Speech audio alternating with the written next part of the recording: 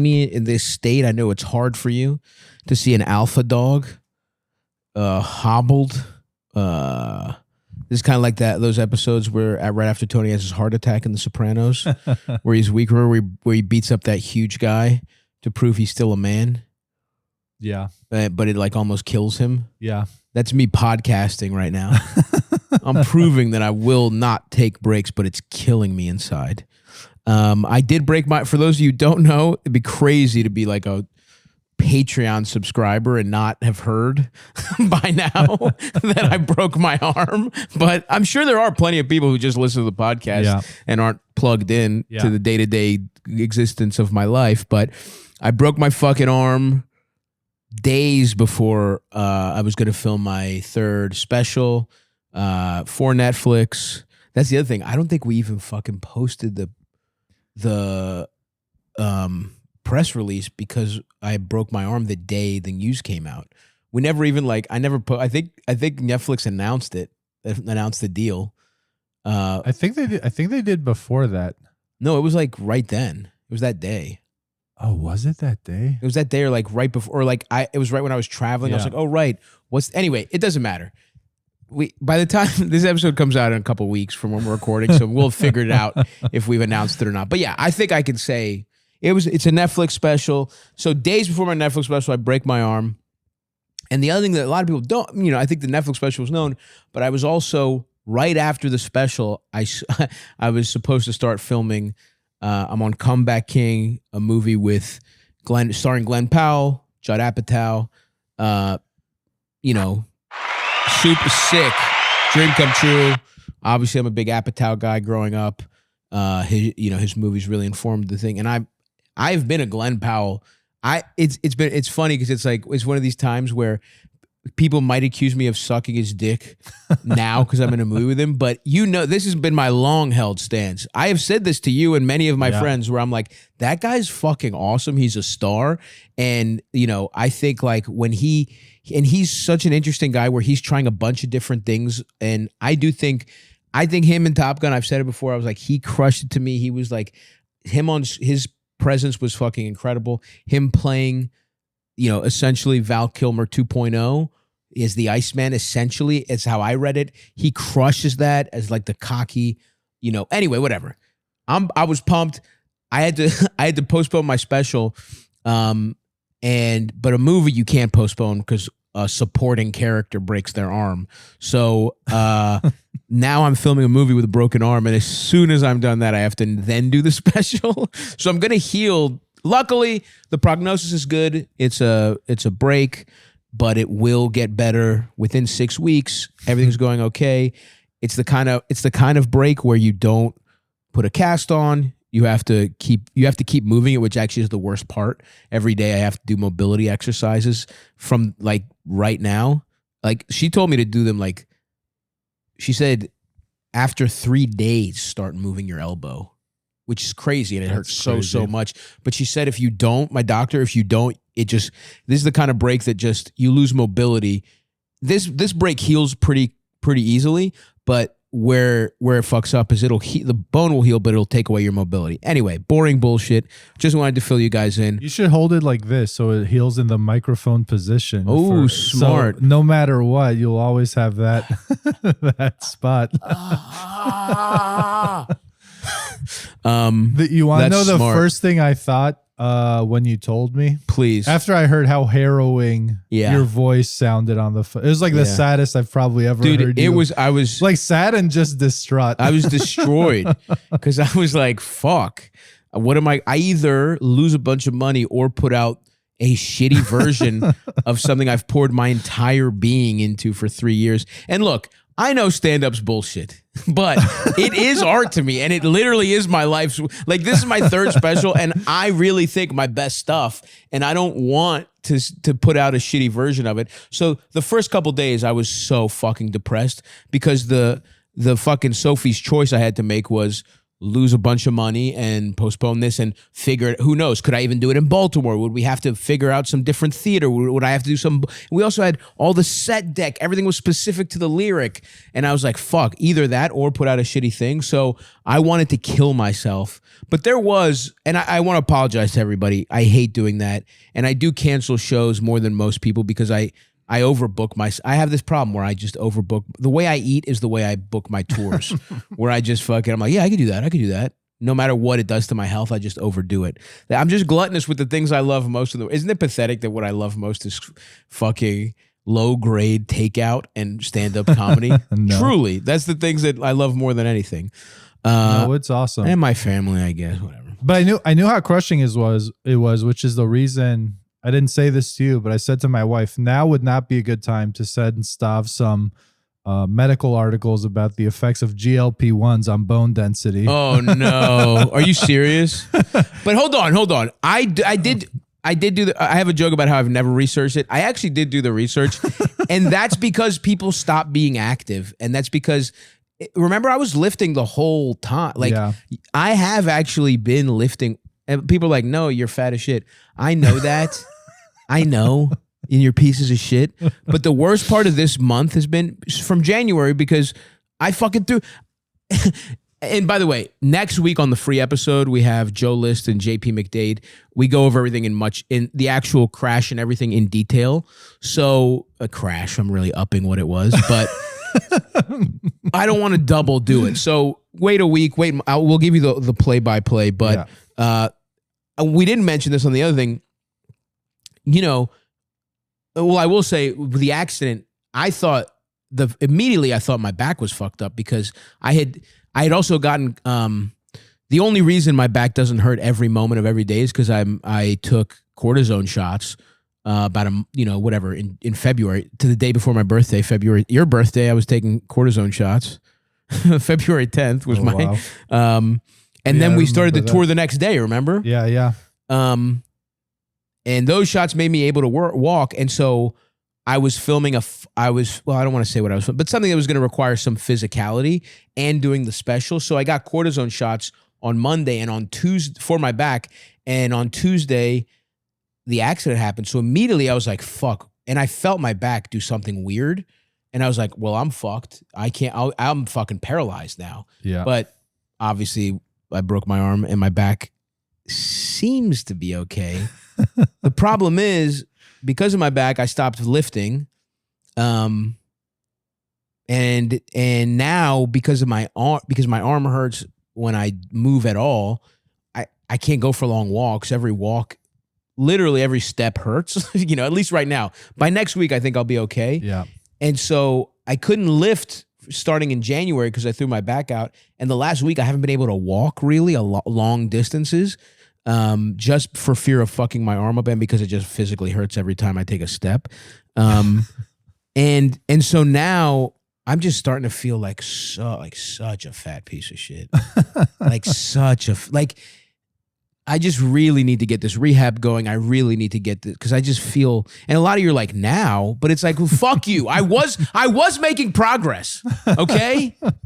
And we didn't show me lifting, we didn't video record every boring workout where it was just me at a Planet Fitness or at my fucking, at the old gym, at the old fucking Lifetime I used to go to. Anyway, whatever. That's been the worst part where it's like one interesting thing I was thinking though, Eldis. And by the way, we might as well talk about it here. This is the peek behind the curtain. You guys know that. We obviously were, for those of you who don't know, Stavvy Gets Ripped stopped because I threw my back out. But over the holidays, I went on a little wellness journey, and part of that was they did a body scan of me. Yeah. So we have my scans. I wonder if it'll be interesting when the movie's done in a month when this heals and the movie's done.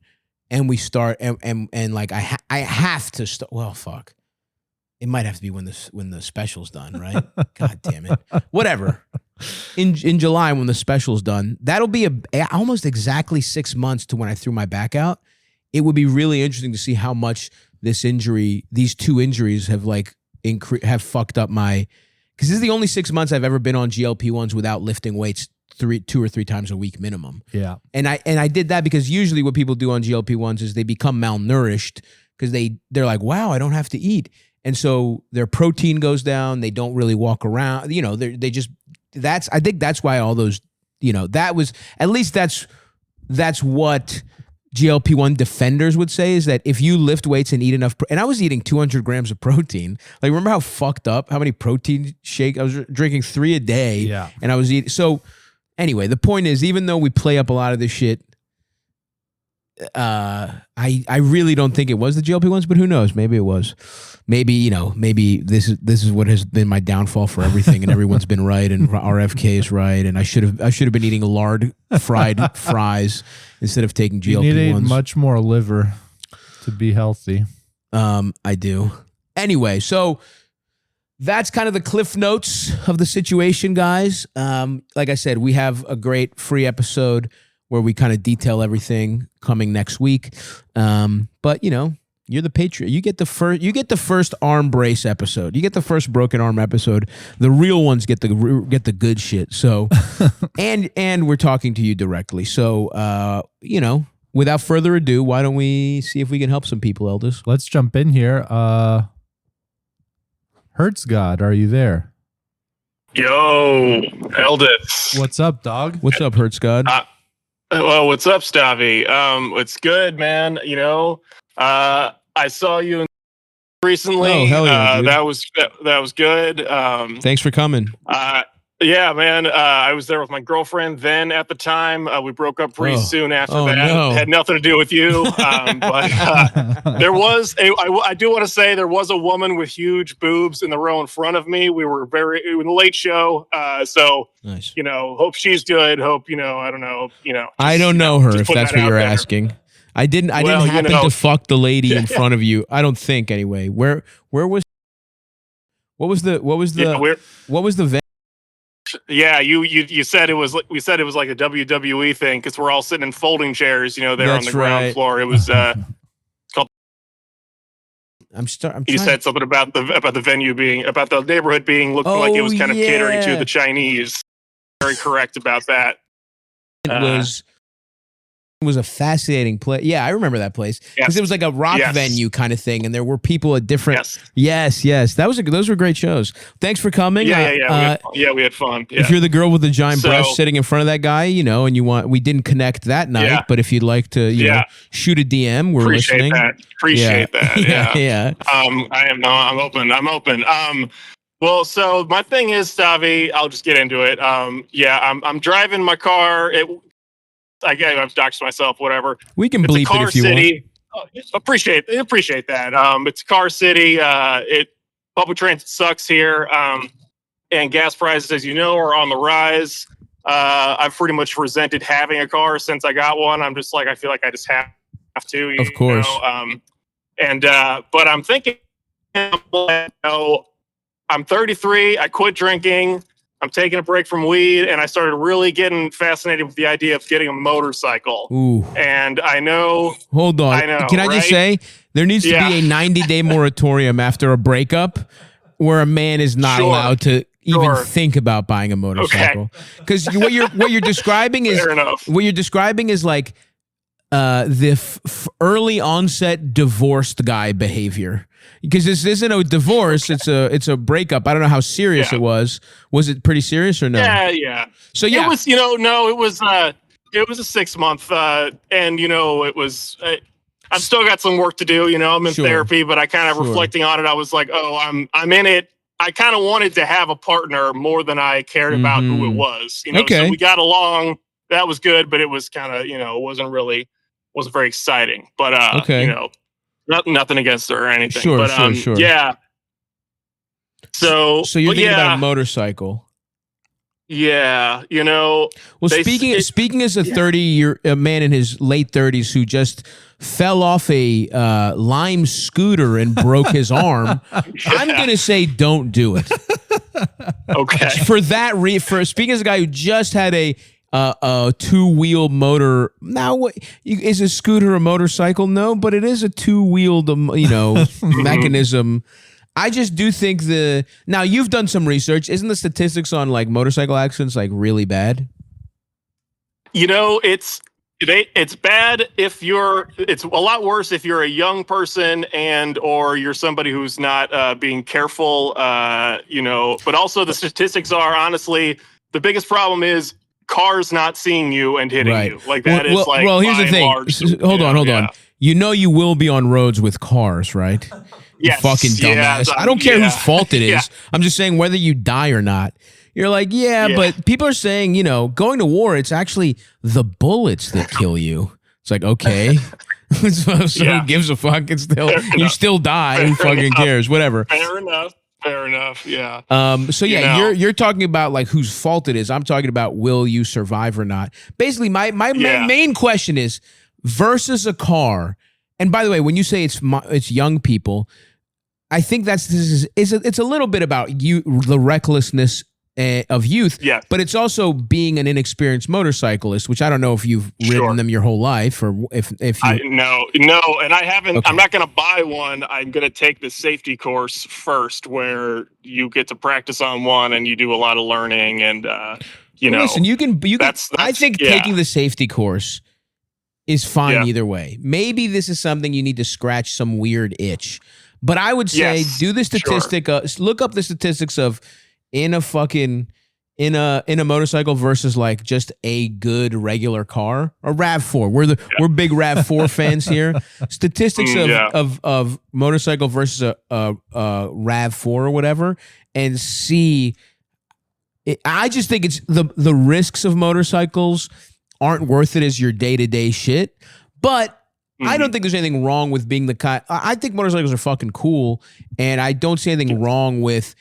Even being a hobbyist or taking even, the guys that like to do long rides, but they're on like these scenic, That's what honestly what I was picturing, because honestly, I work at a place where I can take our shitty, kind of bi-directional transit system to my job, and so I don't even really drive that much during the week.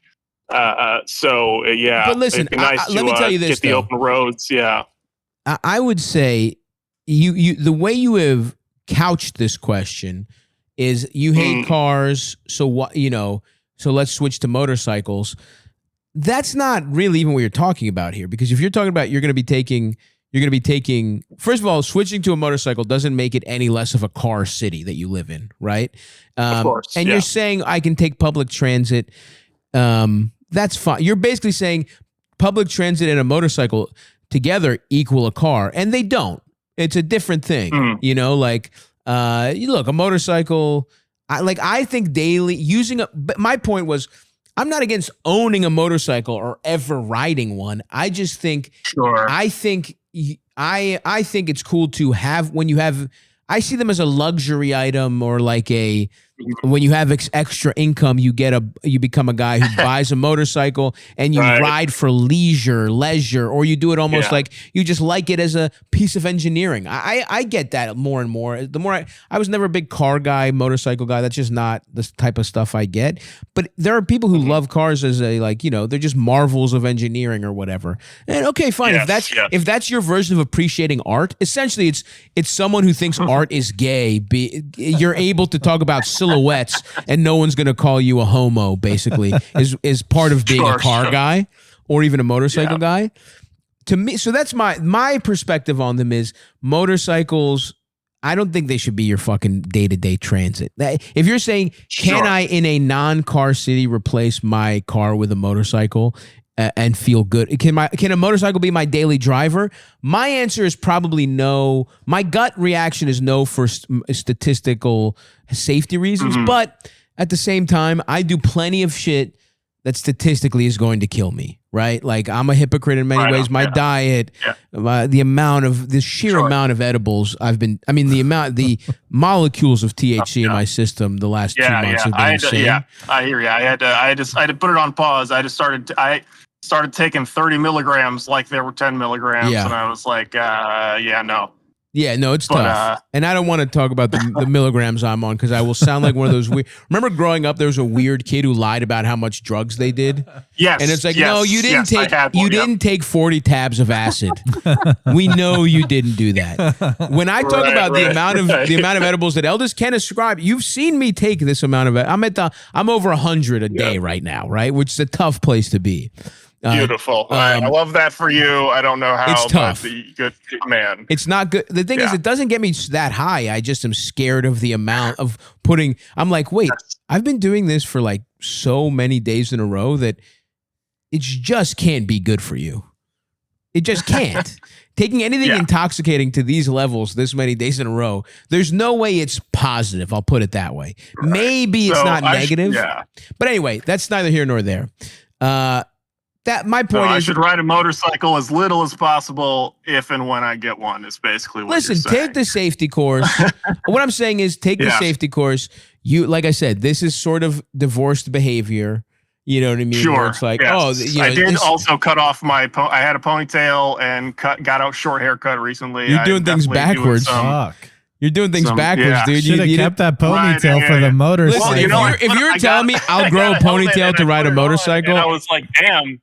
It's hot as fuck in this helmet. Maybe I should cut my hair. So I am sort of, I don't know. I've been. This fucking guy's changing his whole life around. He's changing his entire life around a hobby he hasn't even experienced yet. You're changing your entire life for something you're imagining. So look, I would say take the safety course. This is just you wanting to be a different guy, by the way. Because in your head, it's the motorcycle symbolizes a type of rough individual masculinity that you don't possess right now, that you're jealous of. And so it's more symbolism than anything. You want to feel and look, you want people to see you and see fucking James Dean in Rebel Without a Cause. You know what I mean? There's a little bit of that. I do think there is some. I think that's it. But listen, that's a big part of everything we do, right? So I'm not. Again, I'm not knocking you for it. I'm just saying. I appreciate that. Let's look at the dangers of the thing you're basically, you want to transform yourself to a different type of guy. And I'm just saying, let's look at it's basically like, let's talk to a therapist before transitioning. And I'm not saying I'm not saying you shouldn't transition into a motorcycle guy, but let's make sure there aren't other solutions first. Cause you know what I mean? Sure. Cause what you're anyway, I get that's sort of how I see motorcycles. That, and again, I understand there's people who, and you're like, oh, but if you're safe, it's like, I get that. But again, I just fell off a scooter and it ruined. I'm rich and a scooter injury has ruined my life, dude. I have so many resources and it still fucked me up compared to a normal person.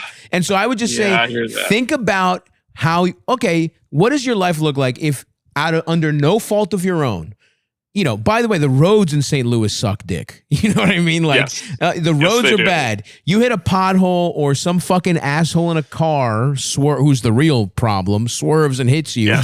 No fault of your own. You get hit. You break your fucking leg. You know what I'm saying? What does your life look like with a fucking broken leg?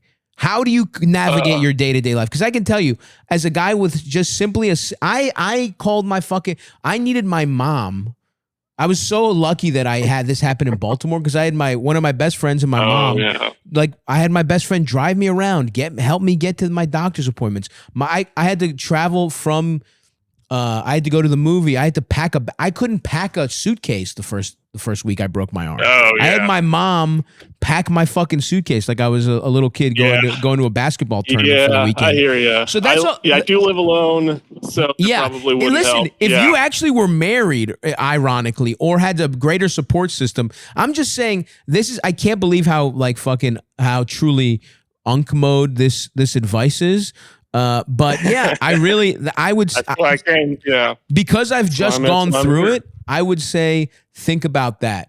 Unfortunately, I guess I called the wrong person at the wrong time. You literally, if you called me a month ago, I would be like, nice, get a leather jacket, eat some pussy on the motorcycle. But now I'm fucking dude. I'm fucking Mr. Safety now.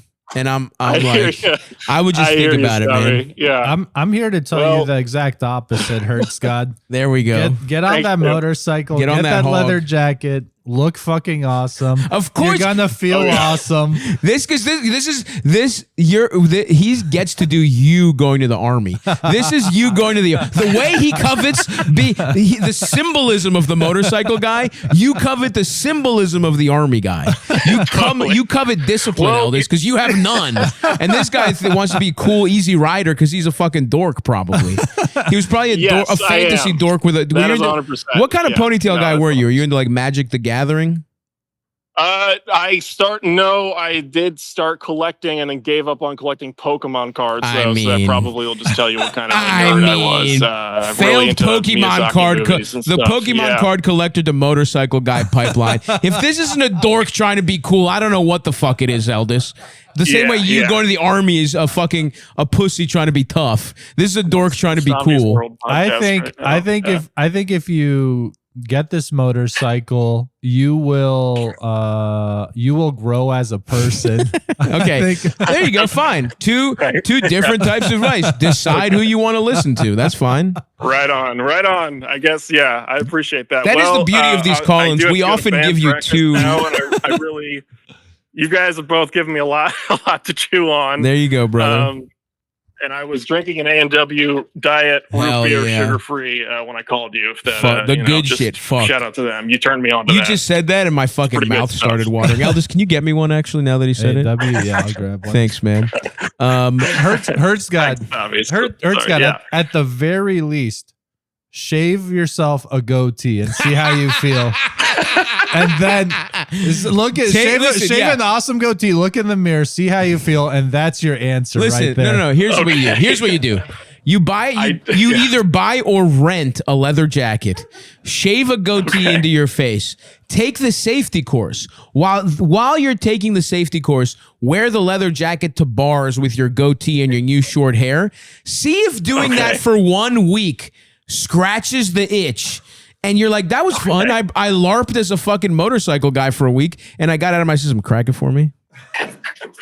Oh, okay. Thank you. Okay. I guess I'll give that a shot. Last time I had a goatee, it did not look good. So maybe that's my answer. Yeah. Well, there you go, man. Sorry, I have to shout because I have one arm. Maybe I need to get a motorcycle because every time I've shaved a goatee on myself, it has looked fucking awesome. To the point where the fuck are you gonna find? Was there ever a movie where King Kong rode a motorcycle and you can borrow that? Where the fuck are you gonna find a motorcycle? They make some big ass hog. That's the reason. Like I would need one so big. You would need such a hilariously fucking. You're 6'6", 300 fucking pounds. You think they just make motorcycles for you? I'm 6'5", Eldis. You got me beat by 1 inch. But, there you go, baby. Yeah.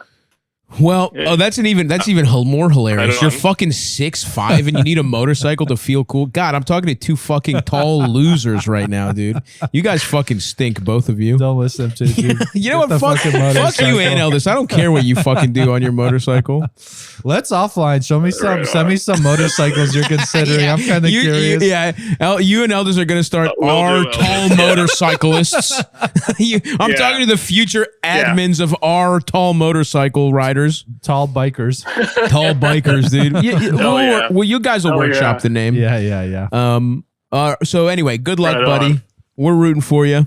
Thanks, Stavvy. Good luck, appreciate it. Yeah. And keep us updated. Keep us updated. Yeah. Let us know if you get a hog. All right. See you, brother. That's awesome. That's a good one to chew on. What else we got, Eld? You're currently on mute. Oh. Hello, how are you? Hey. Well, how are you? You waited on last time, couldn't get on. Oh, I appreciate that. Thank you. Got you on now. Yes, of course. Thank you guys for having me. Yeah. What's going on? Yeah, so what's your problem? How can we help? Well, first, I want to say, Stav, I'm sorry about your arm. I hope you're feeling okay. Thank you very much. I am feeling a little better. This is going to come out in a couple weeks, but as of right now, I broke it on Wednesday. It's been like a week and a half or something. Yeah, a week and a half. So we're getting. It feels a lot better. The last like honestly yesterday and today it feels a lot better. So yeah, I appreciate it. What's going on with you though? Listen, it ain't about me. It's about you. What's going on with you? Thank you. Could you guys? I'm sorry. Maybe bleep my name. 100%. Yeah. And yeah, and this goes for anybody listening or at any point. Feel free. Listen, guys, don't fucking call. Sorry, a brief break from you, our pal, just to address everyone. Don't fucking call in. Say 8 fucking pieces of personal information, and then 3 weeks later realize how fucking stupid you were, and call Eldis and beg us to take out a call that was a half hour. If you don't, you're not gonna trick us into having a long convo with us, and we don't get to monetize it. No disrespect. Yes. Okay. Sorry, guys. Don't. I'm not talking to you right now. I'm sorry. I can't say your name. I'm just letting. In general, guys, we need to fuck it. We need some kind of like, hey, if you call into Stavvy's World, we'll take some stuff out and we'll bleep stuff, but it's up to you to, while we're on the call, don't fucking change your mind and be like, fuck, they'll know that, I was talking about my stepfather or whatever. This has happened more and more frequently, so this is a valuable PSA. And of course, if we get you on the show and you're like, I don't want it clipped, sure, we can honor you. At the same time, just know anytime you call, we talk to you for a fucking long ass time. Yeah. Don't try and cut 40 minutes out of an hour and a half episode because you never even really thought it was gonna go up, but you wanted to fucking talk to Eldis. Yeah, and don't assume your call is so uninteresting that it won't get clipped. Right? Because sometimes it is a good hook, or sometimes the episode's so bad that we just we just need a clip to stick to the schedule. Sometimes we're sifting through dog shit and even a little pebble that it's not a diamond, but it's like, hey, fuck it, let's make a necklace out of this week. Who gives a fuck? Sorry, buddy. We weren't. This was not directed at you. Yes, but we just wanted to take this as an opportunity to make things clear. Anyway, go ahead. I appreciate that. Okay. Yes. What do you got? Okay, so I just got asked to be in a wedding. It's a friend of mine from college, and her wedding is on my 30th birthday, which is fine. I agreed to be in the wedding. Does it suck? Absolutely. Do I want to be a bridesmaid in general? No. Right. If it's any consolation, the Ravens lost the AFC championship the year the Super Bowl would have fallen on my 35th birthday.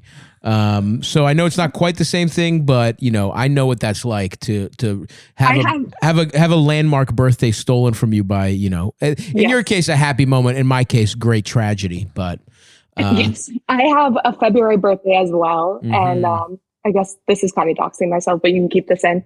I went to Westchester and I hate the Eagles, and they won the Super Bowl on my 21st birthday. So that birthday was already ruined. Now I'm looking forward to my 30th and I have to go to a wedding. Yeah, that's a tough one. Okay, so you're a bridesmaid on your 30th birthday. What's the query here? I don't want to do it. I don't want to go to the bachelorette party. Yeah. I am an extremely type B person. I like this girl. We're friends from college. I've stayed friends with her. I wouldn't say we're extremely close or anything. But we're close enough that I don't want to let her down and back out of it. Right. So I just don't really know what to do. And the bachelorette party is a big one because I'm 6 months sober now, and I just I don't want to spend the money to go do it. But I know she's the type of person who will be very deeply offended. Now, hold on, because I was just going to say, can we fake an ailment or an injury?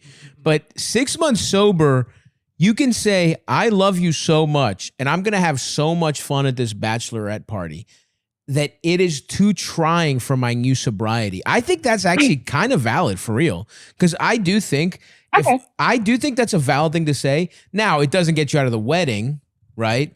Because plenty of sober people go to the wedding. I agree that it's completely valid. She will say it's okay and then still hold resentment. So I'm kind of like, I don't know. Okay, hold on though. Isn't that true? I know I joked around and saying you're lying, but I know you're saying you don't want to spend the money because you're going to be sober, but like you're newly sober, going to like a booze themed event less than a year into sobriety. That does like, isn't that valid? Do you really feel, I guess what I'm trying to say is, would that even be a lie, or is that a big part of the reason you don't want to go? I mean, it's definitely a big part of it. I feel confident enough to like go and be okay. Gotcha. But it's still like, it'll still be tough for you the whole time. Yeah, but it'll be tough because I don't want to be there. Not because Right. Okay, so it is a little bit of a lie. I've been doing good with sobriety. That's not really been a challenge. I've been around people like partying and stuff. Gotcha. Okay. Okay. I was trying to give you an out, but you're being a woman of honor and sorry. and being like, well, you know what? That would be a lie. And it's like, okay, fine. Let's see what else we got. Okay, so so basically, it all just boils down to this doesn't sound good to you. It doesn't sound fun. And it's just because it's no disrespect to this girl. It's just you're 30. You're about to turn 30. You're kind of past this point in your life. You know, even the fact that you are newly sober does kind of signal to me that you're at a point in your life where, bachelorette parties of people you care about but aren't day to day super tight knit with is the kind of thing you're over at this point in your life. Is that fair to say what the real issue is? Yeah. Gotcha. Okay. And do you want to go to the wedding or no? I think I want to go to the wedding. I don't want to be a bridesmaid in the wedding. I would rather go and support her and not have to deal with all the extra shit on top of it being my birthday. Yeah. If that makes sense. No, of course. I'm trying to make the most of it. I plan it's a Friday wedding. We're going to be in the area that I went to college in. All my friends still live down there. So I planned a 30th birthday the day after. Yeah, that's fun. But it's still just annoying. Well, that's what I was going to say is look, at the end of the day, you're a fucking adult. You can do your fucking birthday. First of all, the fact that it's a landmark birthday is fine. The fact that it's your 30th gives you some reason to complain. If you were calling about somebody's wedding being on your 31st birthday, I would be like, you're a fucking idiot child. You know what I mean? But when the older you get, basically you basically only have birthdays every 5 years after 35. It's like 40, 45, you know what I mean? And then it starts, and then at 60, it's every 10 years, basically. I feel like 30, it's every 10 years. Say it again. Sorry. I feel like at 30, it's every 10 years. Yeah. You're right. Maybe I'm acting like a bitch for saying 5 years. Either way. So look, I think basically this boils down to the birthday element doesn't matter. The wedding element doesn't matter. It basically just matters because you've made the most of it. It only matters in so much as it's a little annoying and maybe it gives you just a little. You're already making a slight sacrifice, I suppose, by attending this wedding. You could pitch it that way, right? And this girl does sound annoying enough to be a birthday person, too, by the way. I don't know. I'm just from way. If she's the kind of person who wouldn't accept what you're saying, she seems like the kind of, or would passive-aggressively accept it, but always take you down a notch. She sounds like somebody who still celebrates every birthday. Is that right or no? Can I add one thing to this? Yeah. So her birthday has always been a big issue in our friendship because her birthday is the day before my mom and my best friend, my eldest. It's the day before. So their birthday parties always fall on the same weekend. And I obviously go so to she's always been my best friend and my mom. Of course. And it's something that really has upset her for years. Okay. Can I tell you something? You're fucking 30. You don't need to be friends with people you don't even like that much. Because at the end of the day, all you're saying is, I don't really like this person that much. She's and if I told the truth to her about something that I feel, she would be offended. That's all you're saying. So look, we talk about this concept a lot about people, friendships. This happens in relationships. This happens in friendships. There's different levels to friendships. And any relationship, it's you're friends from college.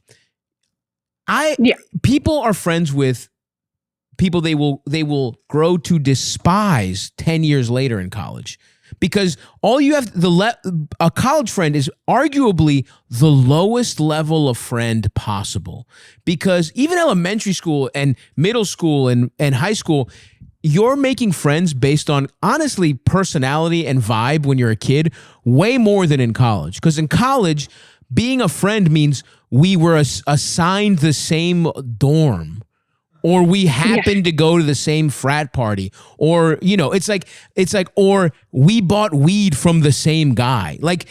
that's the level of like being a friend from college. And then being a friend post college is, oh, we ended up moving to the same big city, or we ended up working in the same, at every level it gets you need a little more to justify staying friends, or people just show themselves to be the kind of person you're not compatible with.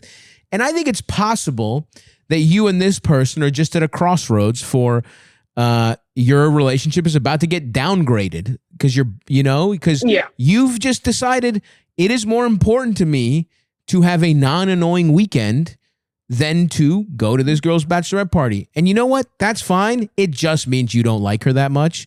And it just means that on some level, her behavior, the way she responds whenever you have in the past said something like this, you're still resentful of it a little bit. And it's a mix of you would like to avoid that ire, but you also kind of like pissing her off, I think.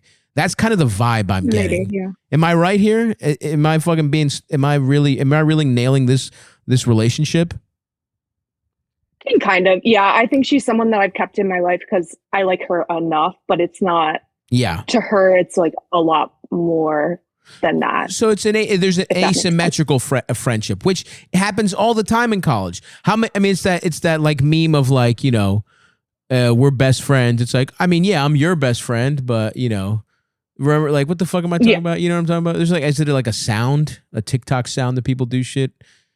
Anyway, whatever. It doesn't matter. That happens all the time where somebody thinks somebody is your best friend, but they're, your number 6 friend or whatever the fuck. And that can be tough. I think it's definitely a situation like that. Okay. And those situations also have guilt. So basically, you're doing more than you want to because you don't want to hurt their feelings. But then guilt breeds resentment on your behalf because and maybe this is projection because guilt is a big issue for me. The being mad at somebody and being resentful because they're guilt tripping you, you're ultimately mad at yourself because the guilt trip worked on you.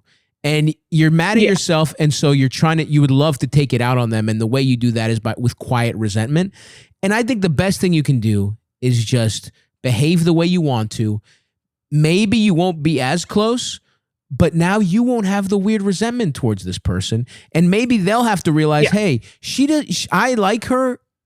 I like her way more, and then the ball's in her court to realize, okay, maybe I need to downgrade how much effort I put into this person, or she might be so offended you don't come to her bachelorette party that she might think that's a deal breaker and your friendship's over, but that's fine. At least you both are acting honestly instead of kind of both lying and being mad at each other for 10 years.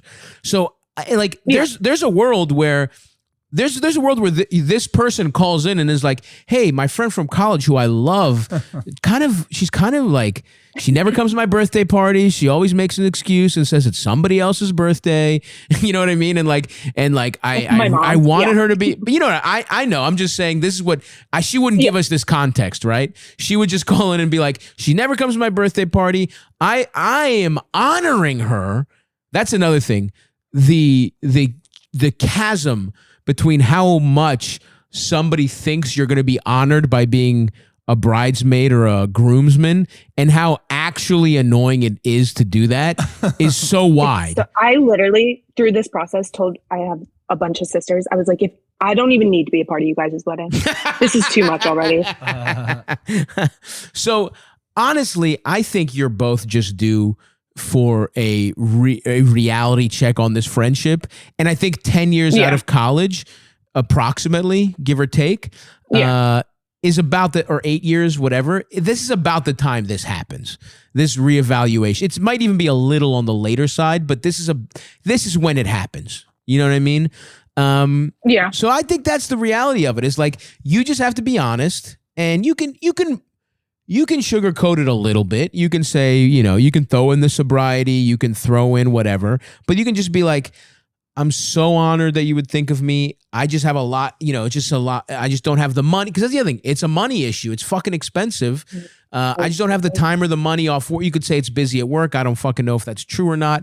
But like, it is a commitment. Essentially, being a groomsman or a bridesmaid, definitely a maid of honor, a best man. It's kind of like having a part-time job for a month. Like you have to plan, you have to budget, you have to like, It's kind of having like a part-time job that you pay for. It's like, yeah. It's basically a forced vacation where you have no control over anything. That sucks dick. And unless that's your best friend, I get why people don't want to go to it. Now, is there some kind of middle ground you could do where you're like, hey, I want to come in for one day, or I want to do whatever? Because some people have these marathon bachelorette parties or whatever. In Austin, it's an $800 flight. Like, oh, sucks. It's just like that alone, and then it's another $600 for. I have to share a room with 3 people. I mean, like, you're talking about $1,400. I mean, that's a lot of fucking money. You know what I mean? Like the money enough. Weekend, yeah. For $1,400 is a lot of fucking money for a fucking vacation. You don't. It's not even like it'd be one thing if it was like, hey, we're renting a house an hour away. You know, whatever. Or we're renting a house by the lake or whatever the fuck. Drive down for a day and hang out and then leave. You're talking about an $800 flight. You could just say, I don't have the money. I mean, I don't think that's that fucking crazy. And you still want to go to the wedding.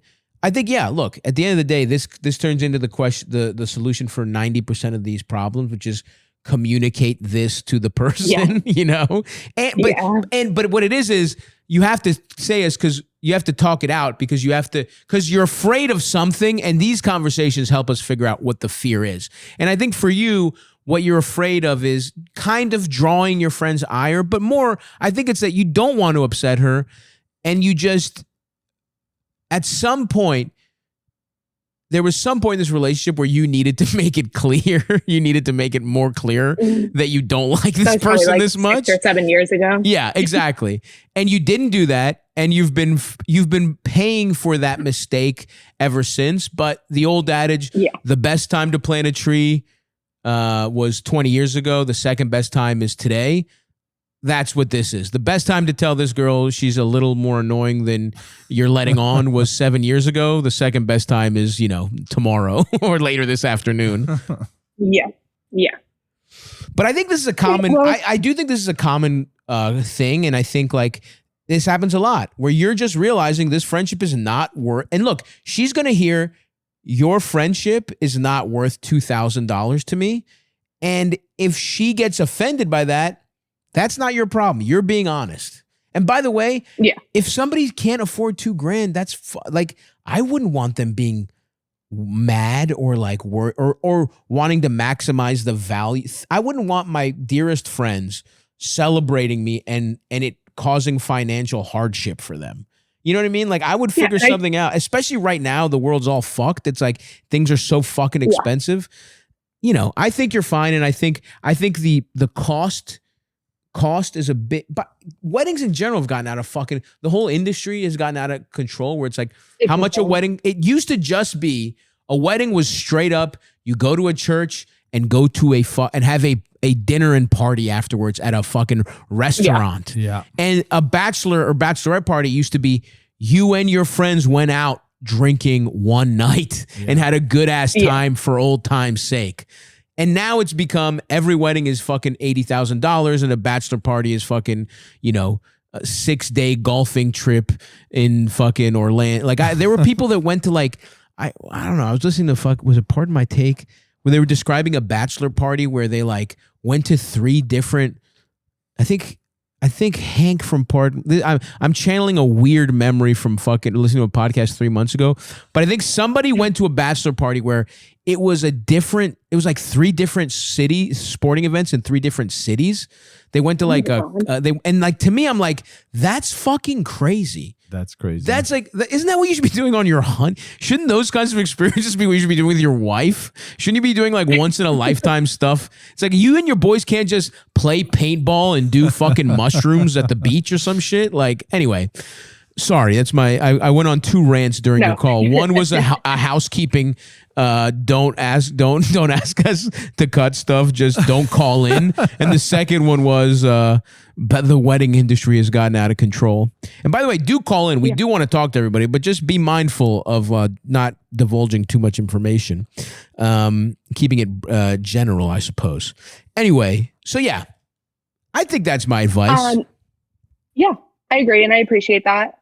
And I'll let you guys go. Last thing I'll say is if you happen to be shooting tires, the 30th birthday party is in Westchester. You're more than welcome to stop by. I don't know if I should be saying this. That I think it's knowledge that it's wrapped, but let's check on that, Eldis. And if this is until next February, so we'll see. Yeah. Oh, you know what? Maybe. Who knows? Okay.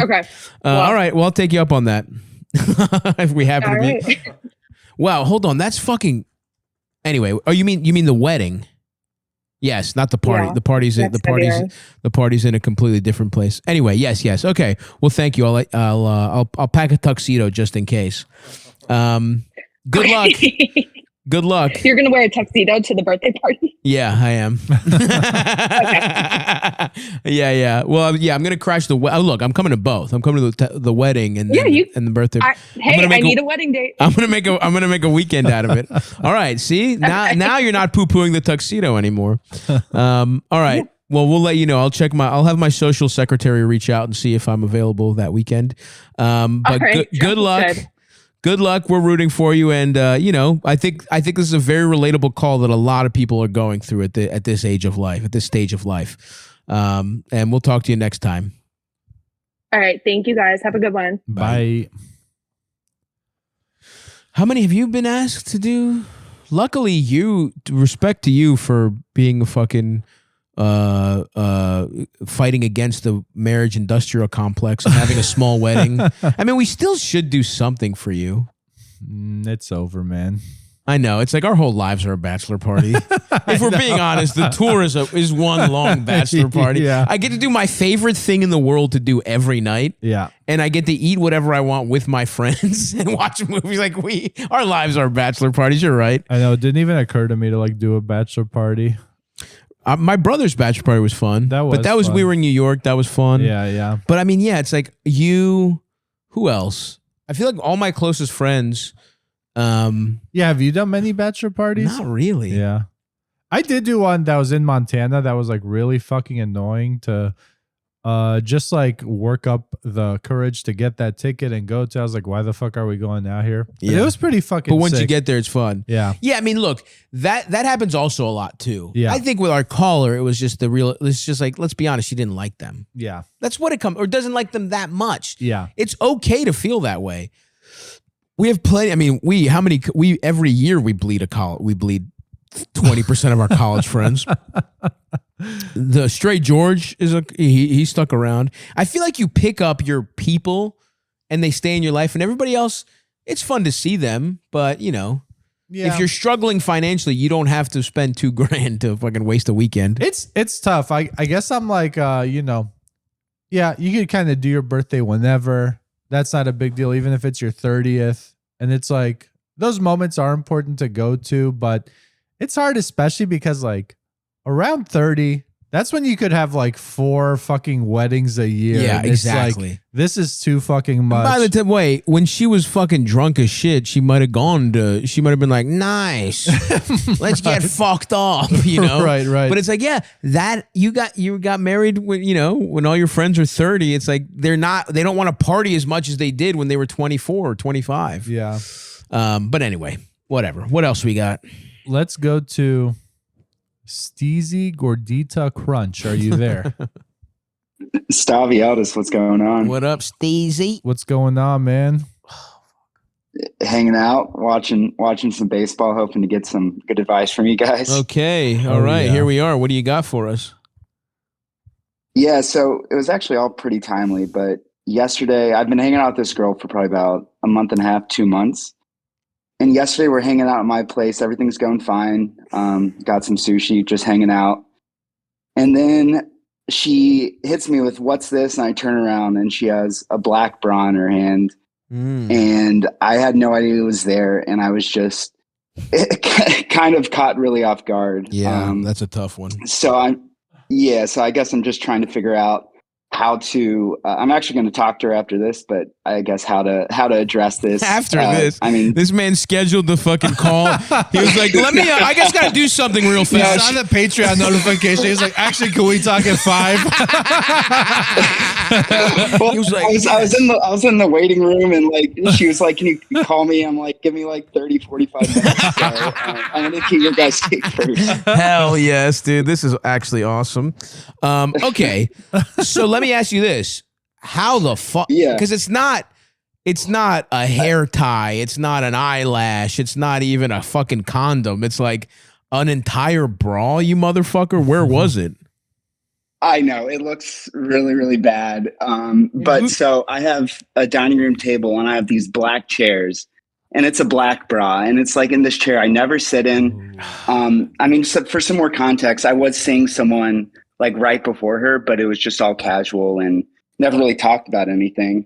But then I meet the girl I'm seeing right now, and I actually liked her, so I cut things off. We even talked about being exclusive only probably like 2-3 weeks after seeing each other.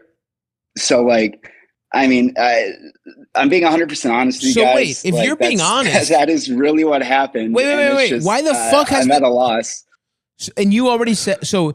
I'm guessing, like you said, you have the cute little sushi date. You come back, you think you're about to get slurped up, and it becomes a fucking nightmare scenario. But I guess I'm a little confused because you did nothing wrong at all. Other than, look, I got to be honest with you, it's crazy that it took 3 weeks. Like, that's insane. I guess, don't you do a fucking like panicked check for girl stuff before a different girl comes? Like, you don't make sure all the stuff is gone afterwards? I don't know. To me, that's actually like a crazy oversight that it was too. It wasn't even like, oh, fuck it, some girl was here the night before. It was like, you were seeing her, you broke it off, and her bra's been like, I think you're really fucked because you're telling me and I'm having a hard time accepting it. And even though I fully believe you, in my brain is saying he's lying, even though I hear it in your voice, you're not. Or you're just lying to us too, and you're just putting this on record. So when you lie to her, you're like, see, I told stop. I don't know what's going on here, but I just think, because this is what you just told me is what you told her when she found the bra, right? Or did you go, oh, fuck, you weren't supposed to find that? Like, how did you respond in the moment? I was kind of in shock. And then I asked her, I was like, are you sure it's not yours? And I quickly realized that's probably not the best question to ask. Yeah.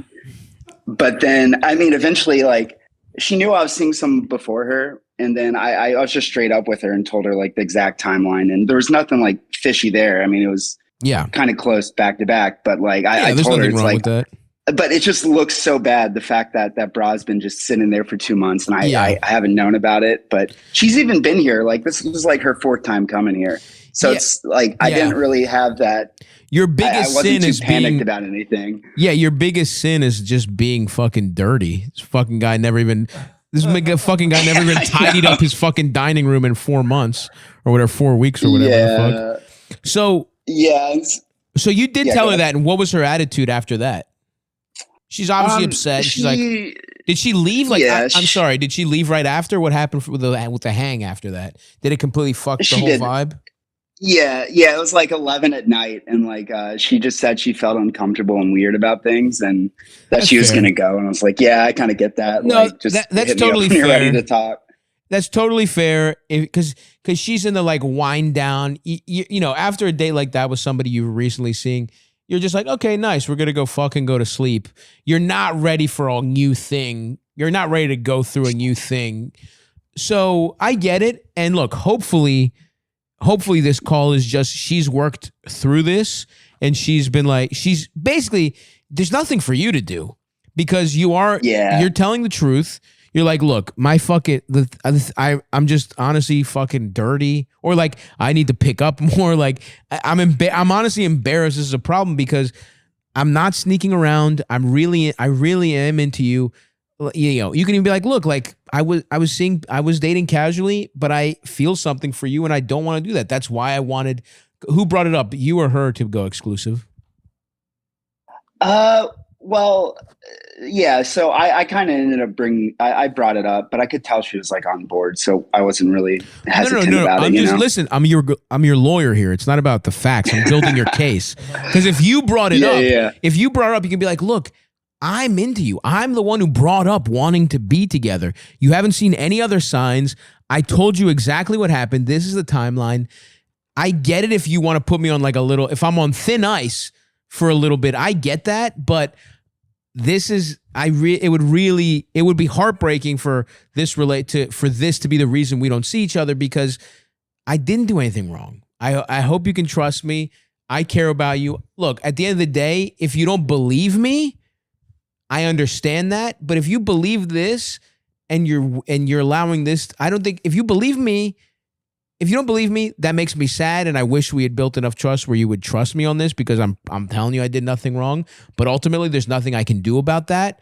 But if you believe the story, and you still don't want to date me, at the end of the day, there's nothing I can, that's even more kind of tragic, because I didn't do anything wrong. I don't know. That's kind of how I would see it. I would pitch it kind of that way, where it's like, you just kind of have to accept whatever she gives you, and there's nothing wrong with begging, or, almost like not quite begging, but being the one to sort of being the one to kind of like be like, I fucked up. I'll do what it takes to make things right. And it's unfair because you really didn't fuck up, but I'm also like, I'm hearing this story, and it's a tough story to defend. It just is.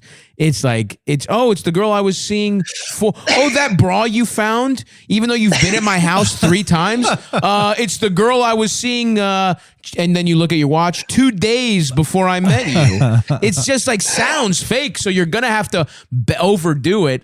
You know what I'm saying? Or you're not even overdo it, but just be like, you're just going to have to, maybe bend a little more than you normally would on a situation like this. But I don't know. Ultimately, and then breaking from the giving you advice and or the like walking you through the conversation, my overall advice is, if she's the kind of person who truly believes this story and still wants to break up with you because you just missed the bra, because the bra upset her, seeing visual proof of something she knows, oh my God, he fucked a girl before me, seeing proof of that pissed her off so much she wants to break up with you, then that's a psychopath you shouldn't be dating anyway. You know what I mean? Like, if she believes you and it's enough for her to want to break up with you, then she's crazy. And if she doesn't believe you, there's nothing you could do about her not believing you. You know what I mean? So I kind of think unfortunately, it's just kind of up to her. We're kind of hoping she's emotionally adjusted enough, and nobody can blame her for needing a day to think it over, right? I think that's totally reasonable, and that's why she asked to talk to you. But I think you didn't do anything wrong. She has to figure out if she believes. I think really what this hinges on is like, does she believe you or not? And if I was talking to her, I would say, like, my advice to her would be like, if a girl called and was like, I found this, he claims it's the girl he was seeing, my advice would be like, do you believe him, and think about it. And if you do believe him, then just pretend like nothing fucking happened. Honestly, that would be my advice. Just be like, okay, just kind of build stuff up. And if you want to kind of put him on a light probationary period where you're just kind of checking. But ultimately, the more I talk about this, dude, the more we talk this out, you kind of are just a fucking passenger on this fucking ride. Yeah. You said what you said your piece. You're not lying. You shouldn't change your story, because then it makes you seem like you're lying. Stick to the truth events. And also, and if she doesn't buy it or she still wants to break up, all you can express is your real remorse that something so stupid, and the fact that more than anything, you're a slob, is the reason you guys are breaking up before you're seeing if this relationship, which has potential, could really be something. So that's all. That's how I would approach it. You kind of have to follow her lead.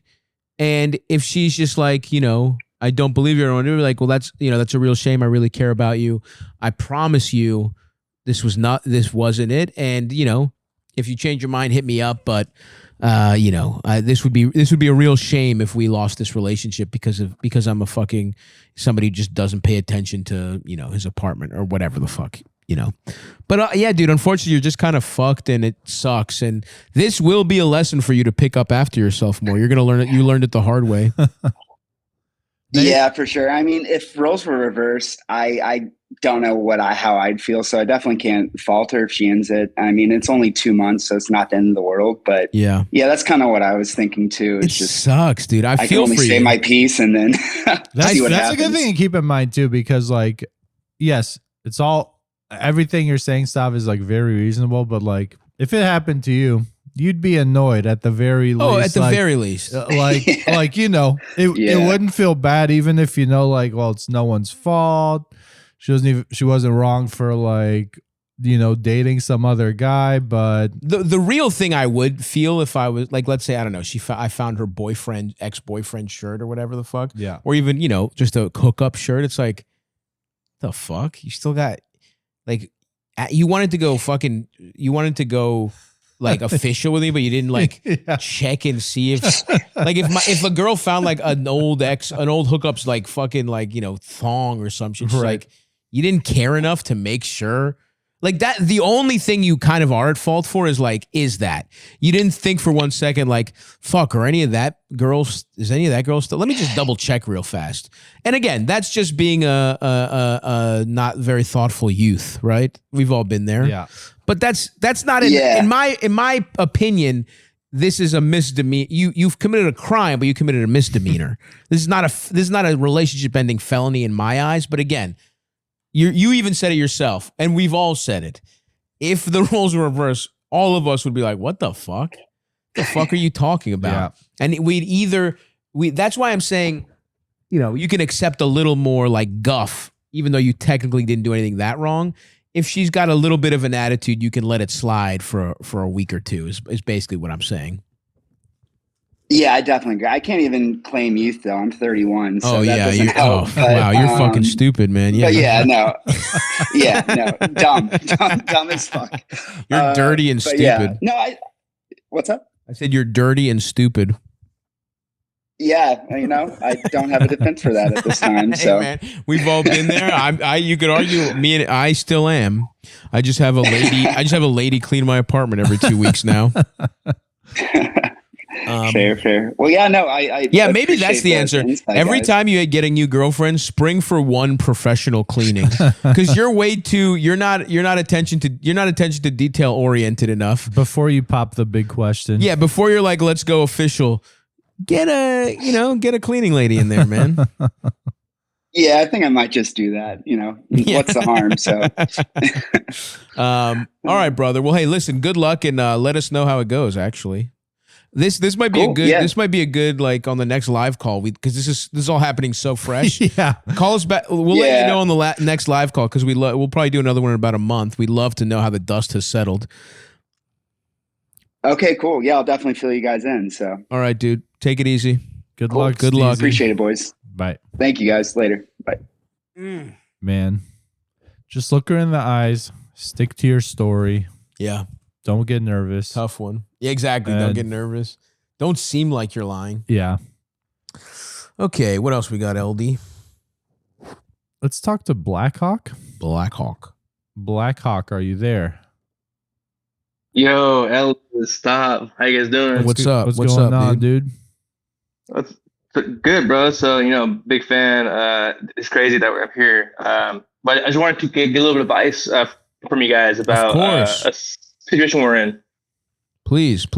So, So about 2 years ago, me and my girl, we moved out to a place on our own. And we had this extra room that we had. My now fiance thought it was a good idea to invite her new best friend. They've been cool for a long time, and we just had to help her out. She's a recent single mother. Oh, okay. Who has these 2 kids who she left her baby daddy with. Mm-hmm. And so she was trying to get on her own, do her own thing. So we thought it'd be a good idea, to help her out with rent. She'd help us out with rent, and then we'd be able to, you know, have her here with us. Totally. So some time goes by, we become friends, all of us all together. We have a lot of fun. But then things kind of take a dive at some point. She ends up, she loses her job. And then, so she tells us that that she just lost it. That they just fired her for no reason. It turns out she actually stole some money and then got fired. I don't even fucking know. They fucking hate me over there. My boss is a fucking bitch. I have no fucking idea what happened. Fuck, dude. How many of those people? Everyone we grew up with is like that. Everybody I went to school, everybody at our elementary school has grown up to be that kind of adult, dude. Yeah, they're fucking with me, dude. They fucking hate me. It's like, really? They hate you at Walmart. You're the fucking anyway. They hate you specifically for no reason. Anyway, sorry, dude. So yeah, so she's stealing and she's saying her boss is a bitch. Yep. Yeah, exactly. And so she has these 2 kids. So then at some point she just, has no money. She, has about like 2 months or so where like we help her out. We cover her rent because we tell her that we're trying to help her because obviously she has 2 kids. We can't, just throw her out on the street, Yeah, of course. We're nice people overall and stuff. And so then, yeah, we help her out for a little bit, but then she starts to kind of get these jobs. Like some startups and stuff that don't really like lead up to anything. She kind of like puts on this chase saying that she has these jobs that she supposedly isn't making money, but we never see any of that money. Right. Some time goes by and we're just like, hey, like it's been 2 months now. Like you haven't given us any rent. We feed you and your kids, and like it's not fair. They know that we're putting in all this work for you and we care about you, but it doesn't lead anywhere. There's no money coming in. So then time goes by, we just tell her like, hey, we just need you to like move out. There's no point of this. And at this point she owes us like around like $3 or $4 grand. Oh. And so we just tell her like, hey, like you have to move at the end of the month. If not, like, I don't know what to do with you. So you kind of have to leave. Yeah. And so then it gets to the point, we do kick her out. She actually meets this new guy who turns out to be some type of incel. And she ends up being able to move it out with him. Move it out. He has his own pad, whatever, it doesn't matter. But we tell her to leave. She comes, she takes up all their shit. And then after which she tells us, I still love you guys. You're my best friends. I really hope that we still stay in touch. I want you in our lives and all that type of shit. And then a month later, she just doesn't text us at all. She ghosts us completely. And so then we've been trying to reach out to her, to get money back, to come on, repair our buddy. Hold on. I'm sorry. Did you say to get your money back? Are you serious, dude? Covered her rent, shit, dude. Come on, better kids. Come on, dude. Of course you should have the money back, but be fucking real for one fucking second here. This woman's never paying you back. I know it sucks. Sucks. But like, what the fuck are we even like? I thought you were gonna be like, so yeah, I mean, she's holed up in the guest bedroom. She has a gun in there. Like the fact that she just left. I thought your problem was gonna be we can't get. I thought she like was gonna sue you for squatters' rights. The fact that she's gone and you're trying to get the money being the problem. This bitch isn't giving you the fucking money. You had obviously, first of all. You had I'm guessing you didn't have a written lease with this person. She was just going to move in, pay you. No. Yeah. You have no chance of getting this money back, dude. Even if you had a lease, what were you going to take this woman to fucking court? What do you think's going to, they're going to fucking like, what wages are they going to, they're going to garnish her boyfriend's wages? You know what I mean? Like I'm sorry, dude, but you're not getting this money back at all. Yeah. To add go ahead. Cherry on top. A couple months after she lost her job, she actually got a DUI. And her car basically just got fucking fucked. Okay. So she left her car in like down the street from our house. It's been here for about like 6 months now. She doesn't have it. It's still there down the street, and she left us the fucking key to her car. She can't drive it. She has no fucking license. It's just there on the street. She's like, oh fuck, I don't need this anymore. All right, whatever. I mean, dude, we're talking about somebody who got a DUI and just left her. It was like, all right, fuck it. You think that person is gonna come back and pay you $4,000? I mean, come on. I don't know. Look, I know it's an incredible injustice, right? You got fucked for being a good person. And unfortunately, that's how our world is set up. The people that are rewarded are ghouls, are people who think, extracting money from everyone is more important than like quality of life, right? It's like how, like the idea that all that matters is value is those people that put a monetary value on other human beings are who's rewarded in this society. You are being fucked for being a good. And by the way, I think you should not regret this because basically because this girl has kids, right? It's like exactly. Like, look, if she didn't have kids, you got fucked, you got burned, but whatever.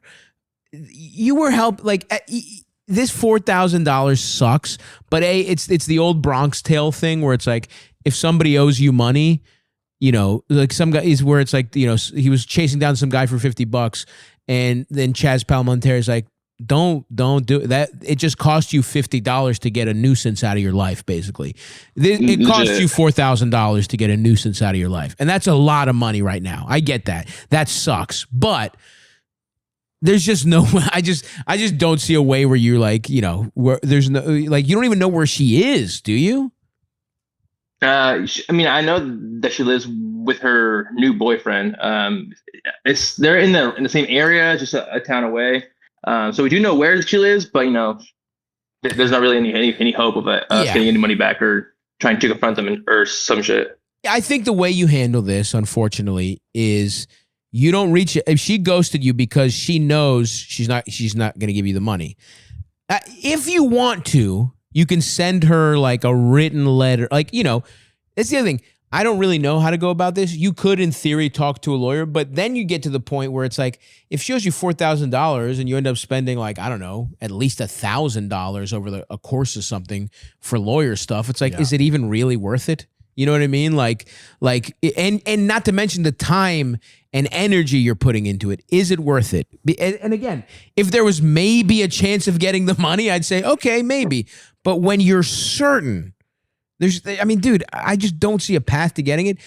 You're just wasting your time doing it. So, fuck, what was the point I was going to make ramping up to that? What the fuck were we just talking about? There's the same area stuff. So the way you can handle is like, look, you can send her a letter or something once and be like, hey, just so you know, here's where you owe us. Let us know if we want to come up with some kind of payment plan. Whatever. We can let's work it out.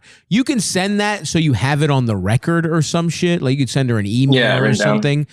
But don't expect to see anything from that. And the way you handle it is like anytime she might reach out, be like, hey, hey, good to hear from you.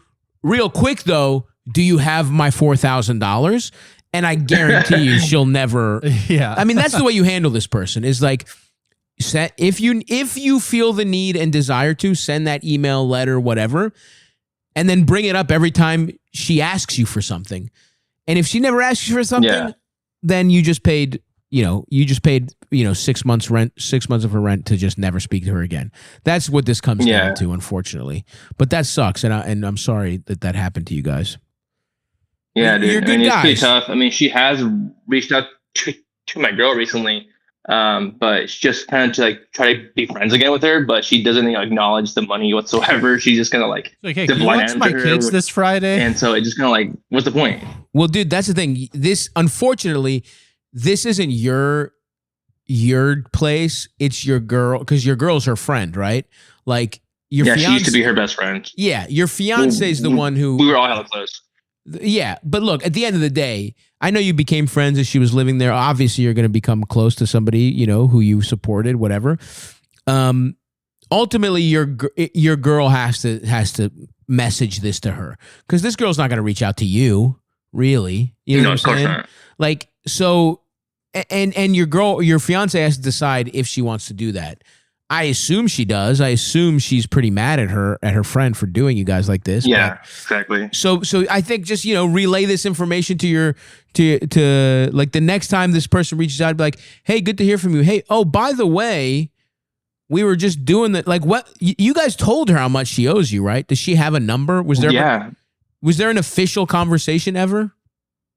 It was like a text message. Like we just told her like, hey, so you owe us this much. Like I'm assuming at some point you'll pay us back as soon as you get a job. But she hasn't really said anything or reached out other than trying to like be on our good sides again. But I don't think that's gonna end up working out. Yeah. So basically, the next time she reaches out to your fiance, she has to be like, hey, good to hear from you, but just want to remind you, you remember this text, and send her the screenshot and be like, is there some kind of payment? But like, can we start? I know you probably obviously we're not even expecting it in a lump sum, but can you start kind of paying us back a little bit, and just see how she reacts. I think that's really the solution, because you haven't done anything wrong. And there's no way for you to legally get this money. The only thing you could possibly leverage is her friendship with your fiance. And listen, if maybe we're just giving this girl not enough credit. She might be a mess, but she might.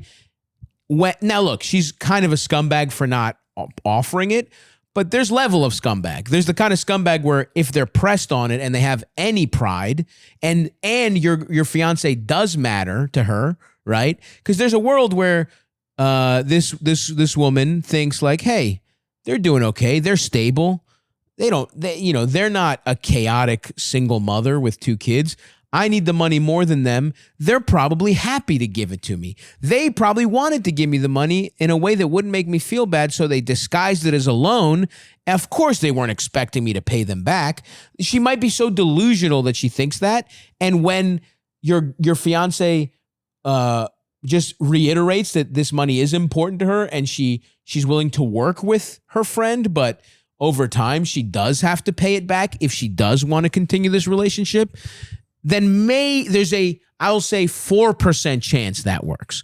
That maybe, you know what I'm saying? But that's your only hope, is that she's a mess, she's chaotic, but she's misread this situation as you guys helping her get, it's almost giving her charity instead of a loan. You know what I'm saying? So that's the best you can hope for. But you had an off the books rental sublease that you could even theoretically get in trouble for. Purely legally speaking.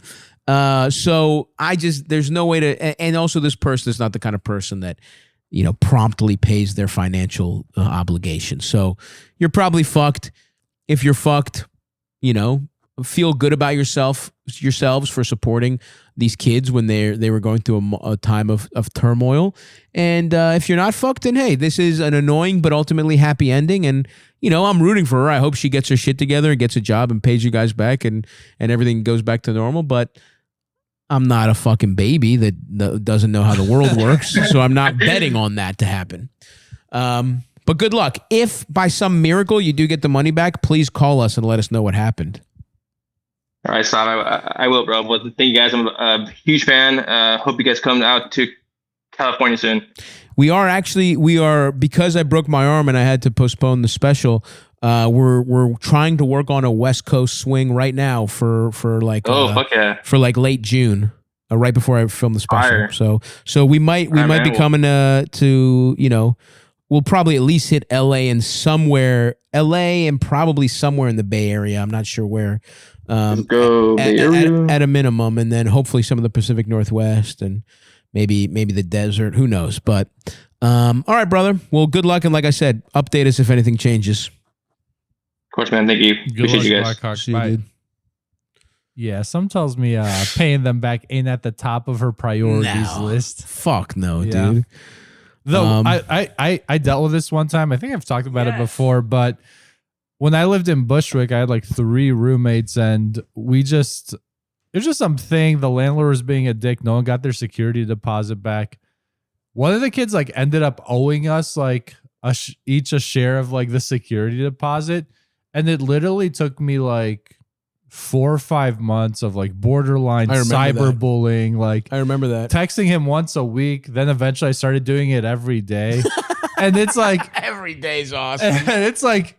He was a sweet enough kid. He was like a bartender. I remember that guy. Yeah, I met him. And I was like, okay, I'm probably not getting this shit back. I'm just going to fucking blow him up until I get sick of this. But I'm suffering, so he's going to suffer. Exactly. And he doesn't have to wear the scarlet letter, but once a day he'll get a text message of the scarlet letter of his sin. Yes. And yes, I agree. Sometimes, because what you were doing was basically appealing to his pride. Yes. Was he going to be such a coward that he would duck you every day? ducking your roommates who you'll never see again. Yeah. Most people can handle that. Yeah. But can they handle prolonged, like I remember our old roommate who betrayed me personally and tried to get his security deposit back. Yeah. It's like, what? Well, I was never gonna see this kid again. Yeah. I'm like kind of surprised he didn't block me. That's probably what I would have done. Of course. But shout out to him. I'm glad he paid. But in retrospect, I'm like, man, that $780 was not really worth it. That's the thing. At the end of the day, you were working a fucking $1 an hour job. Because at least were stewing for 780 hours. At least. Yeah. That took 780 hours of your life were spent being mad that you weren't. If you were just like, I'm never fucking seeing this and moved on. Yeah. But you had, at that point in your life, you're what, 24, 25? It was right before we moved together. Probably 25, 26, something like that. Either way, at 25, 26, $800. Yeah, for sure. You know what I mean? A lot of money. For sure. Especially how we were fucking getting down, dude. Barely, you want to talk about paycheck to fucking paycheck. Hey, man. Those Ben and Jerry's add up. Those Ben and Jerry's and way too much weed. And I was spending so much money on weed and ice cream. I definitely spent more money on weed and ice cream than rent every month in New York. First year I was here. It's not even close. For sure. Wow, that's fucking hilarious. Play us another one, babe. Let's go to Disgruntled Goat. Thank you for waiting patiently. What's going on? Hey, Aldous, how are you? Doing good, What's man. up, Disgruntled Goat? I'm good, Stav. How are you? I'm all right. I'm getting there.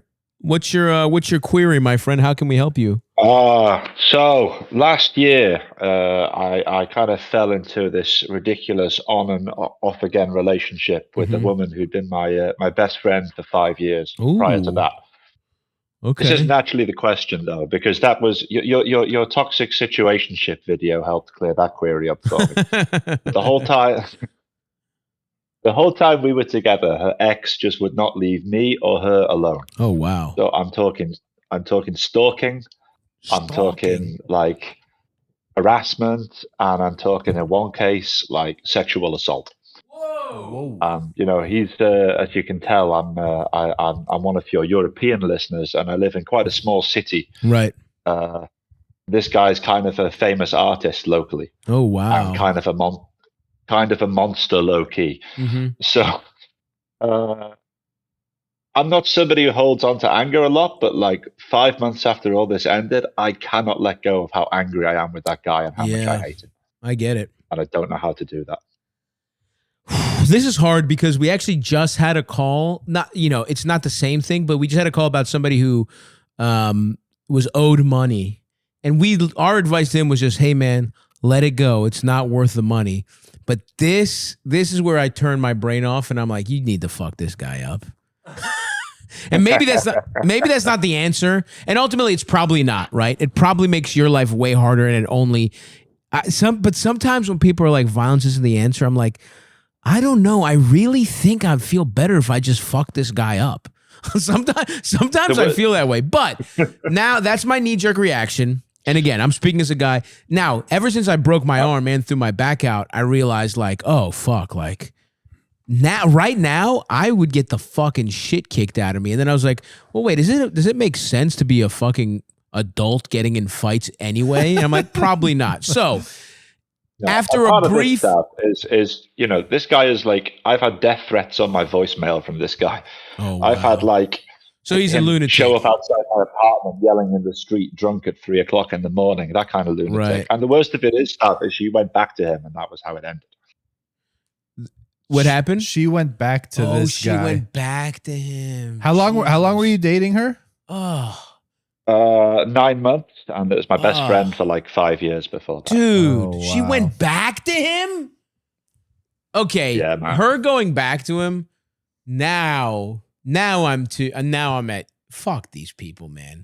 Now I'm back to like, this is so fucked up that you have to just pretend it never even happened. Yeah. Like, this is so, like, it's so fucked up that she went back to him that it's like, yes, I'll be honest with you.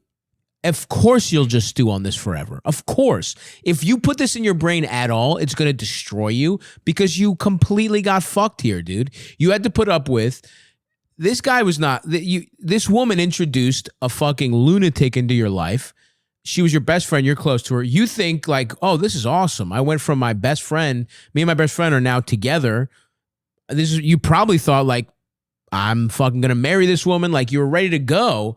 And then the ultimate betrayal is putting you through this and then going back to the person that's the source of this misery for you and her. So, yeah, man. Dude, to me, this is just, you got fucked in an insane way. And to me, this almost is like, you're in move to a new city, starting new life territory. You kind of are. You see, stop. I already did that, man. I can't do that again, eh? You did it. Okay, well, dude, by the way, then your instincts are right. And what you have to do now is you do have to think your ultimate goal. No, man. I mean, in the past. But yeah, this is home now. Yeah, I'm not going anymore. Fuck, what happened in the past, dude? Why'd you have to leave town? Damn, this is the new city. No. I moved countries for work. For work. 12 years ago. Gotcha. Okay, cool. Yeah. Well, that was work. This is personal. You know what I mean? Unless you have to stay for work. I don't know. But I honestly, dude, I really believe this is such a fucked up situation that you need to completely rewire your fucking brain and move to a different city, new circle of friends, or maybe even go back home. You know what I mean? Like maybe that, like there's some massive change has to happen where you have to feel like a new guy. And there's also talking about just the logistics of you're living in a place with a fucking lunatic who's harassing you. It just, to me, I just think, I'm putting myself in your shoes. This would obviously destroy me, and I would need you need to look at it like you got into a psychological fucking car crash, basically. You broke your fucking leg, you broke your shoulder, and you have to be in psychological PT for honestly years. I like the way people react to like because we don't think about our brains as a fucking body part, but the way, sometimes you just wake up depressed and it fucks a day up. The way you kind of get a common cold and you're like, it's not enough to call out of work, but I'm fighting through a little something. And then sometimes you're so depressed, you're like, I can't do anything. I have to stay in bed. And then sometimes you get such a fucking tragedy that you're physically fine, but you're whether it's grief over losing someone or whatever, you're talking about intense grief of losing this relationship, plus betrayal, plus anger, plus on some, worrying about your safety. You need to beyond, like, I'm not saying you're doing this, but you need to give yourself credit that you're facing something really fucking difficult and look at it like it's a catastrophic brain injury, or I guess emotional injury. So a catastrophic emotional injury, not brain injury, because those are real. Brain damage is real. But I just mean like you've injured your feelings to a level that's going to take, the way people have to learn how to walk again, they get into accidents so fucked up. You're going to have to just learn how to be a guy who's not constantly fucking pissed. And the only way you do that is by understanding it's going to take time and taking steps to really change your life and understanding why you got into this mess in the first place. Because listen, buddy, I've been a guy who dates a woman after years of friendship. Was she your best friend, or were you a coward who couldn't tell her you fucking loved her? You know what I mean? You know what I'm saying? We had this conversation several years ago and decided to leave it where it was. Right. Exactly. Mm-hmm. So that's why now is a time to solve these fucking problems that caused you to get here, right? Because by the way, I only know that because, like I said, I was that guy in college. My first girlfriend was somebody who I was friends with for years. While she was dating somebody who's a piece of shit. We got together eventually. But the friendship element where I was clearly in love with her, she was clearly with another guy, she was with a piece of shit, that was hard for me to get over. And this wasn't even there was no abuse, there was no yelling, there was no threatening me to die. There was just, that was hard enough, right? So you're in a fucked up situation and your psychology is one that lends you into, not going after what you want, not being assertive, not asking for what you want. And again, I'm only saying this because this is my life as well. There was a point in my life where I was like, I don't want to be this guy anymore. I need to change things. That's when I started into therapy. I didn't like my relationship with my family. I went into therapy. It helped me. I talked through my issues with everybody. Now, hilariously, I'm the only one who's on talking terms with everyone in my family, where I used to never see any of them. Now I'm rebuild. I either have great relationships or I'm rebuilding my relationships. So I'm telling you, I know what it's like, and it is possible, and you can do it. But this is just the proof you need to fucking do it. And don't think like, well, I'm not a kid. You did it in your, whatever. It doesn't fucking matter, dude. It doesn't fucking matter. Now's the time to do it. You know what I'm saying? Like, fix these problems up right now. Work on yourself at least, or at least be aware. Maybe you can't fix them all the way. And believe me, I couldn't fix my problems all the way. I'm never fully going to be able to deal with my guilt issues. I'm never going to fully be able to deal with some the people-pleasing issues that come from living in an abusive household with an abusive parent, or like a, whatever kind of parent. But I'm at least aware of them. And even when I can't fix them, I know when they're fucking my life up, and I need to maybe take a step back and not let them fuck my life up. You know what I'm saying? So I think that's my advice to you, buddy. You need to look at this as like, it's like your feelings got into a fucking plane crash and survived against all odds. And now you need to go to emotional physical therapy and personal physical therapy. And that includes doing shit that makes you feel good. Changing your shit up, you know what I'm saying? Self-improvement overall. A lot of therapy, a lot of what's that? Yeah, I kind of been forced into changing my shit up because, like, as I say, this is like my whole social circle got nuked through this process. Exactly, dude. So dude, basically everything is pushing you in this direction anyway. And it's like the only way you're not going to be resentful is if you completely. And honestly, dude, it sounds like you got to move for real. I know that's extreme, but it's like if you're living in a small town where it nuked your social circle and this guy is like, big man around town, like, you know what I mean? Even the kind of guy without, again, not more specifics. I know, listen, in Baltimore, I feel like I could get a couple cops to do some stuff for. I think some cops, if I got the right cop in Baltimore, I could get them to look the other way if I was caught doing something. Sounds like this famous guy in his small town might be on that level. You know what I'm saying? Like, you're not even sure you would get justice if this guy came in and fucking stabbed you, bro. You know what I mean? Like, it's bad. And again, you don't deserve it, but we have to be honest about how bad it is before we can rebuild.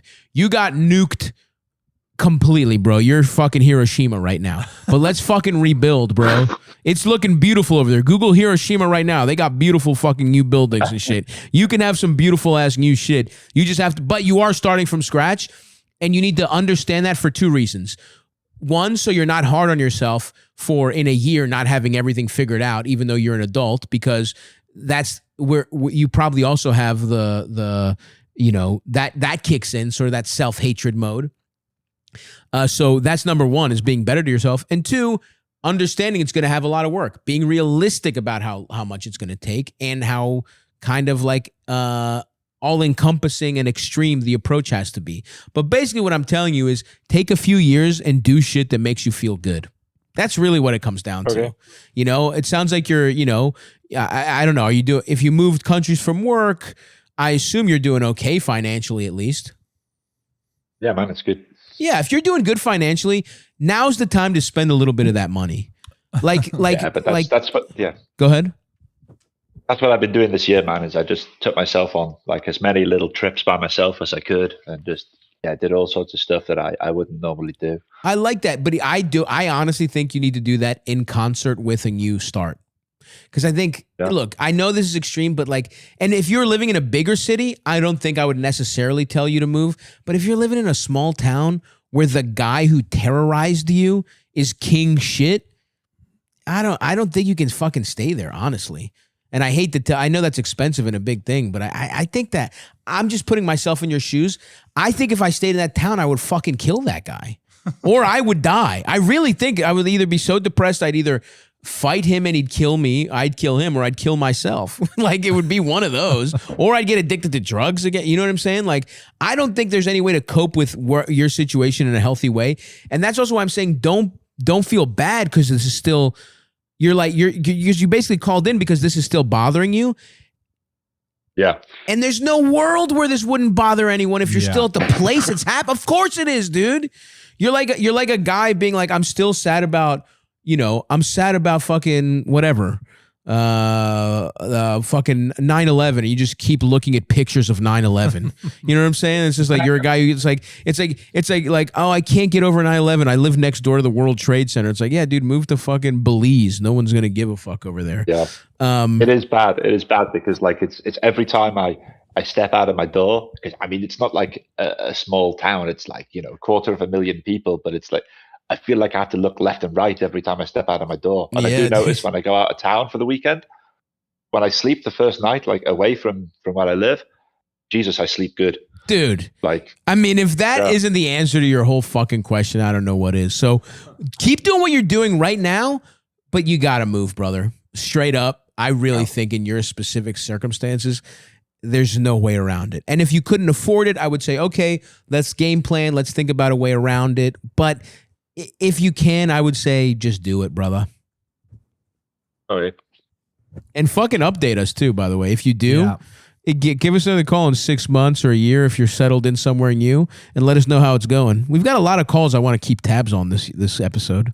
Oh, that's cool. We'll do. And thanks a lot for. I mean, I did as soon as this happened. Like as soon as I was able to leave the house, I went to like a lot of therapy. Yeah, and it really does help. It's really that's been awesome, and that's how I can kind of say now that relationship was never going to work. And right, of course. She was never going to be able to leave this guy in the past. But yeah, anyway, I think there were probably I think there were probably a lot of like I think you guys were right for each other in a really fucked up like psychological puzzle, right? Where it's like she was having her cake and eating it too, where it was like you were a really nice guy who really cared about her, who tended to her fucking, emotional needs. And this guy, she's trapped in a really fucked up, a toxic relationship where she probably likes both to be treated nicely by you and treated like shit by this piece of shit. She was kind of having it both ways, I would assume, for a while. And ultimately that's exactly it.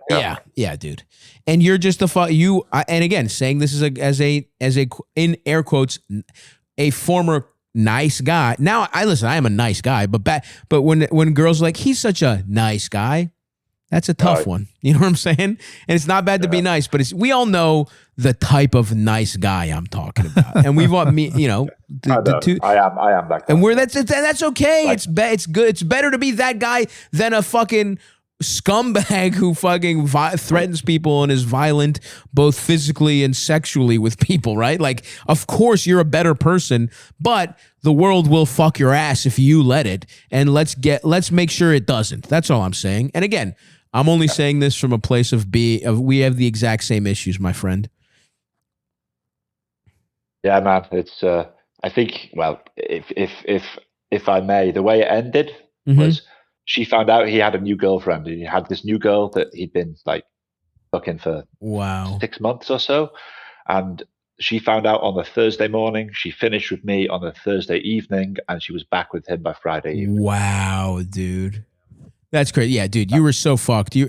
I feel so bad for you because you never had a chance in that relationship, dude. You never stood a chance. And it's good because you're learning all this shit now, and you're truly on the right path. It seems like you actually are doing everything right, but you haven't moved. You just got to move, bro. Okay. Well, good luck, my brother. Keep us updated, like I said. Thanks a lot. Thanks a lot, Stav. See you, big dog. See you, man. Good luck. See you later. Cheers. All right. Great voice, too. Love the accent. I know. Wonder where he was from. I know. I didn't want to dox him or anything. Yeah.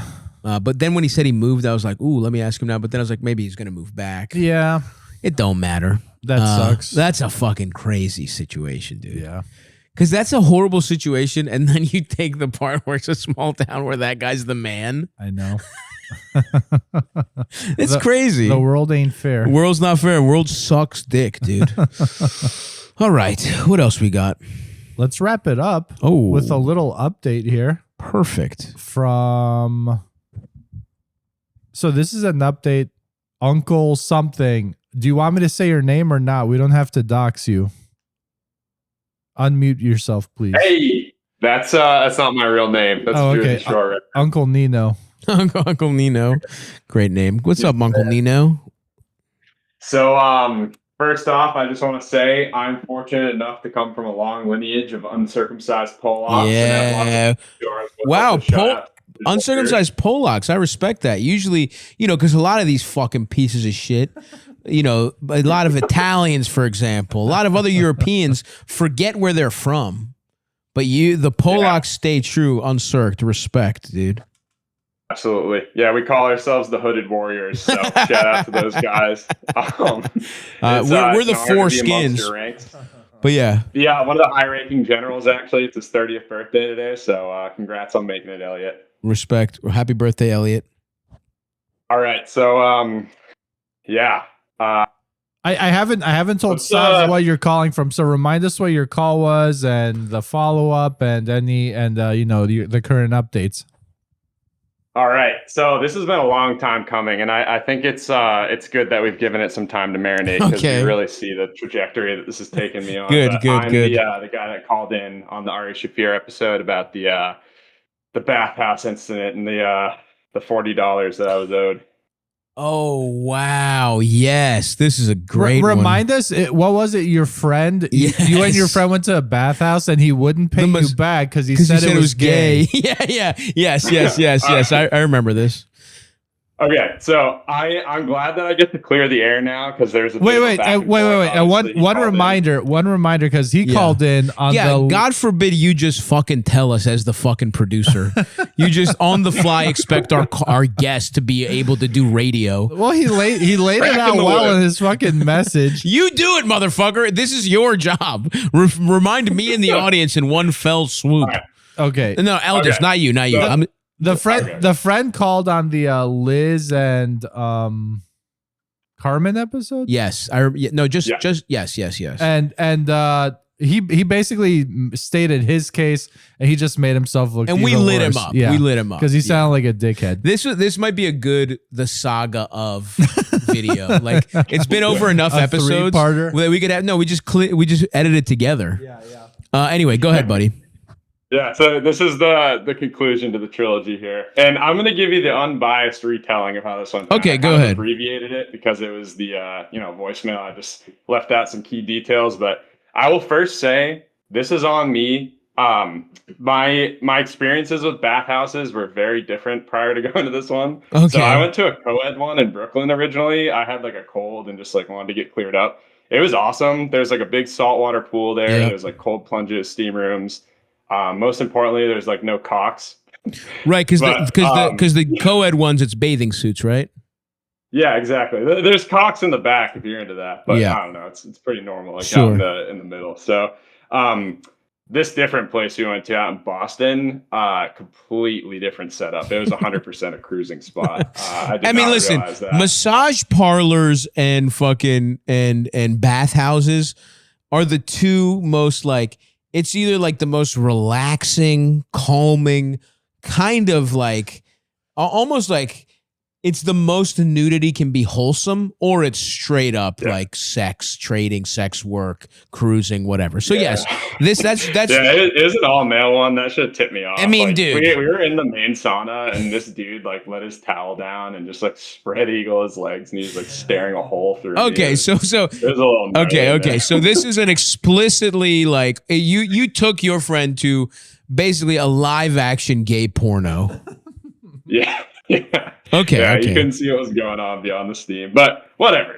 Like you still. This is good. You're being a good friend because you're being a good friend because you're basically like he did come off. I know my friend came off as an asshole, but I did take him to a just purely gay sex like dungeon, basically. But go ahead. Well, I mean. This was sort of the beginning of the end, though. Like, spoiler alert, I'm not friends with this guy anymore. And like I said, like we've given it some time, and like the trajectory this is taking me on, it's just been like this is really funny. No, you're right because this is an honest mistake, but it also is like to some guys being tricked. Like If this happened to me and one of my friends, it would be one of the funniest things that we constantly talk about and laugh about.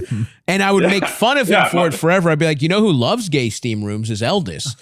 But I wouldn't get mad at him. You know what I mean? But if a guy is literally offended you took him to a gay space by accident and doesn't just laugh it off or make it a story, he's a fucking idiot. But anyway, go ahead. Yeah, like my cousin was the third with us. We totally laugh about it exactly like that. But it was just a huge problem with this other guy. But anyway, so it wasn't that big of a deal. Like we were all like, oh yeah, it's kind of weird. And then pulled out of there. I had all my windows down. And then this is the part I kind of breezed over. And I said this guy just like solicited us for gay sex. It's not really how it went down. Windows are down. I was pulling out of the parking lot. And then as I like went to lurch forward to like get out of there, this guy just popped up out of nowhere and like blocked my car and like prevented me from going, and then came over to the windows and he like leaned in. He's like, so you guys straight? And like kind of gave us some eyebrows, and we're like, yeah, man. He's like, oh yeah, me too. Yeah. You guys want to go to a strip club? Like, can I get in? That's awesome. I don't know. He didn't like explicitly solicit us. He's kind of trying to play it off, but he is definitely like, have you ever seen Always Sunny, like that trucker? He's like, I want you to split me open like a coconut. Yeah. I mean, listen, you were that guy was definitely not straight. Obviously, the guy who saw the three guys that didn't do any gay shit leave the steam room, who went out and stopped their car because he wanted to suck them off, and was like, "Oh, you guys are straight, right? Just like me." Anyway, let's go to a heterosexual strip club. Definitely, I don't just want to suck your cocks in this Camry. Anyway. We pulled out of there, and then this guy was just flipping out, like screaming at me at the top of his lungs. Just hilarious. Like it went from funny to like all of a sudden we're in like dire straits here. Yeah. Like this is, I don't know. I need to get this guy out of my car. Of course. I've like gotten into disagreements with him before, but I'm like, God damn, like what is my friend becoming? Just of course F slurs and fucking yeah. I'm gonna guess he has no problem with how ICE is conducting their business currently. I mean, dude, I haven't talked to him since November 2024. That was the the final straw for me, just to taunt me because he knows we had political differences. He sent me a picture of his ballot in a swing state, and it was just all right. Okay, well, fuck this guy, dude. Demons, like anyone who's got he has a red, white, and blue MAGA hat display just hung up above his bed. Like, okay, what are we even talking about? And yes. If you are that into MAGA, I don't want you to be my friend or fan. By the way, all these guys, every time I say something like that, I'll get like 8 DMs or something from people like, just lost a fan. It's like, good. That's what I'm trying to do. I don't want you in my fucking fan base. If you're on the Patreon somehow by accident, leave. I don't need you in with my, and by the way, this is not the people who, look, even if I'm not saying if you're a Trump supporter, I don't want you to be, or if you were at some point in your life a Trump supporter, but if you right now are a fanatical Trump guy, right now, I don't want to know you, bro. I want you to kill yourself, for real. The world would be better if you fucking killed yourself, 100%. That's not a joke. I'm not doing hyperbole. If everyone who loves Trump at this moment killed themselves, America would be so much better. It wouldn't be perfect. There's still problems, but those people are truly, truly deranged. And if you're subscribed right now, leave. If you see this and it offends you, leave. I don't fucking give a fuck. Sorry, it's just the world's getting so fucking crazy. Brother. I can't. It's Speaking fucking of that, insane. I was at that Hampton Beach show. I was the in vitro guy that piped up, crowd left, and you said I kicked my mother's pussy open like saloon doors. Well, that's a good line. I got to remember that. But, yeah, maybe I'll put that in the bit. I was right in front of that transphobe dude that you kicked out. He was a fucking nightmare. He had like his flashlight on. Of course, he was in the wrong seats and like arguing with people. That's the thing. Fought security on the way out. It's insane. It's awesome. These people are never good hangs. They're never like good to be around. Everyone we've ever kicked out, because that happened. Look, I don't want to even spoil it, but there's a brief trans like whatever joke mention, and I'll discuss it more when the special comes out, obviously, but it does unfortunately feel like you just kind of have to. I hate how stand-up comedy has gone where they forced me to be political. I don't want to, but I just unfortunately there's just the world is so clearly political that you just at least have to, do kind of weigh in a little bit. I really am not taking it too far, but I will say this: there's at least a point in the act where a transphobe would be mad, and most of the time it's not a problem. I think over the course of the entire 2-year tour, there's maybe like 7 people that heckled us, and maybe all but one got kicked out, I think. And they're always pieces of shit. They're always fucking assholes that, like, even people in their section who might have even agreed with them or just hate them because they always have bad etiquette. They're always fucking making it. They're always drunk as shit. But anyway, that was a great show. Hampton Beach was a fucking great show. But it's a bizarre ass place, though. It is bizarre. Perfect it is bizarre. Comedy. Yeah. So basically, you're saying so yes, you and this guy are no longer friends. Is there? I assume you never got your $40 back. I'm sure. I assume. No. After the Ari episode came out, he Venmo'd me. There's like hundreds of people making fun of him in the comments. Like I don't know. That's awesome. Well, hey, at least, all right. That's fucking awesome. So he did actually he did succumb to shame. That's good. Yeah. And by the way, $40 in the bank, and then he decided to call you. I'm sure he had his MAGA hat on, fucking wrapped sunglasses, calling you from his Lexus. That's fucking awesome. And listen, that's why. By the way, that's why our only hope is maybe shame. These people have to understand that if you believe these fucking horrific backwards things, you don't get to fucking put the hat on like it's a sports team. If you're like, yeah, we should fucking abduct children and break up families for no fucking reason, and fucking we should bomb children in Iran and give Israel a blank check while everyone in America can't fucking while fucking a pack of hot dogs is $12 fucking or whatever the fuck. You can't. He was like complaining about Joe Biden and communist China and shit in that rebuttal call. Like, he just sounds like a fool. It's so pathetic. It's so fucking pathetic. Whatever. I just no longer friends. It was like at a critical moment too. It was right before my wedding, and like he was the only guest I was worried about having there. Just not to get into specifics, but there's like 2 friends of my wife that just like could not stand him and did not want to see him. Wait, did you call in about inviting? It was just made so easy. Wait, did you call in about inviting him to the wedding too, or was that a different guy with a MAGA friend to invite to a wedding? No. I just called in the one time. Okay. Oh, so you're saying this is a blessing? It happens to everyone. Yeah. This is a blessing in disguise because he didn't make the wedding because you were worried about it the whole time. Is that what you're saying? Yeah, I mean, it was 11 months before, but it was just like one of the things that's benefited. Like I said, like I've had a little time to stew on this now and see the effects of my life, and that was just like one of the major ones. And that's just like one big example, but it's like you don't have to make excuses for this guy in like any social situation anymore. It's Fuck no. Gone. I mean, dude, when you this happens to people all the time where they break a friend breakup, and you're like, holy fuck, that person was a burden on me. I was around that fucking guy and it was killing me. My life is so much fucking better now.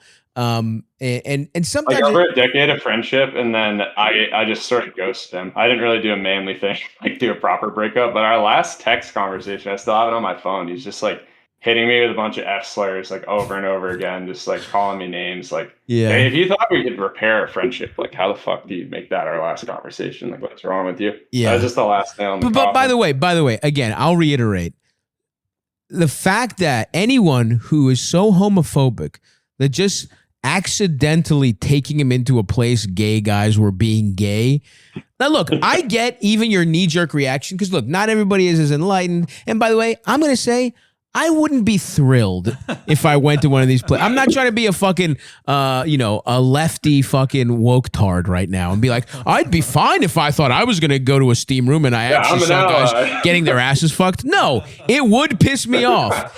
And I might even right after, not me, but if I was a different guy, be mad and yell. But I think after I got it out of my system and realized I'm being stupid and childish and my knee-jerk reaction is it was dumb and emotional, I would realize, that's kind of funny actually, whatever, who gives a fuck. And there's a villain origin story here. He is dating this girl for, it wasn't even that long, like 6 months tops. And then she sort of realized maybe she was bi or lesbian, and then I had an adult conversation with him, and then ended up, just dating a girl immediately after. And it just like you can picture like the vein in the forehead, eye twitching kind of thing. But so gay people have literally stolen bitches from him. The LGBTQ plus has literally stolen things from him, and that's how he starts becoming a MAGA retard. Yeah, I mean, what, a fucking 5-month relationship from a random Southie Tinder girl? Like, I don't know. But I think he had like this Catholic sarcophagus over these feelings for like 20 years. I truly think he's like got some closeted shit that him, probably sort of right. Like, look, I won't even say probably. I would just say it's possible. That's a very classic. I do think sometimes people overdo the like, oh, anyone's homophobic is secretly gay. It's like, not really. A lot of the worst ones are, but most homophobic people are they just hate gay people. When he wouldn't pay me my $40 he spent $1,000 to go to the Taylor Swift Eras tour. Wait, by himself or what? He bought 2 tickets carte blanche because he didn't have a girlfriend and just took some like random girl with him. But yeah, like it was for him to go. So he's a simp and gay. A MAGA guy who fucking spent $1,000 on Taylor Swift tickets. He didn't have a bitch at the time. Get pussy, maybe. Wow, dude. Yeah, he would have gone by himself and like resold the second one if it came down to it. These guys. The thing, people. Anyway, whatever. I've talked enough about this bullshit. But okay, so basically, to put a bow on everything, this is a guy who wouldn't pay you your $40 because you took him to a gay place. And honestly, you know what's funny? His attitude is the real problem. Because I think if you laughed it off, if you approach this the right way, there's a joke way of not paying your friend back for this. Being like, on the record, I never paid you back. And then like picking up a couple lunches or something. You know what I mean? Like there's a way to play with this.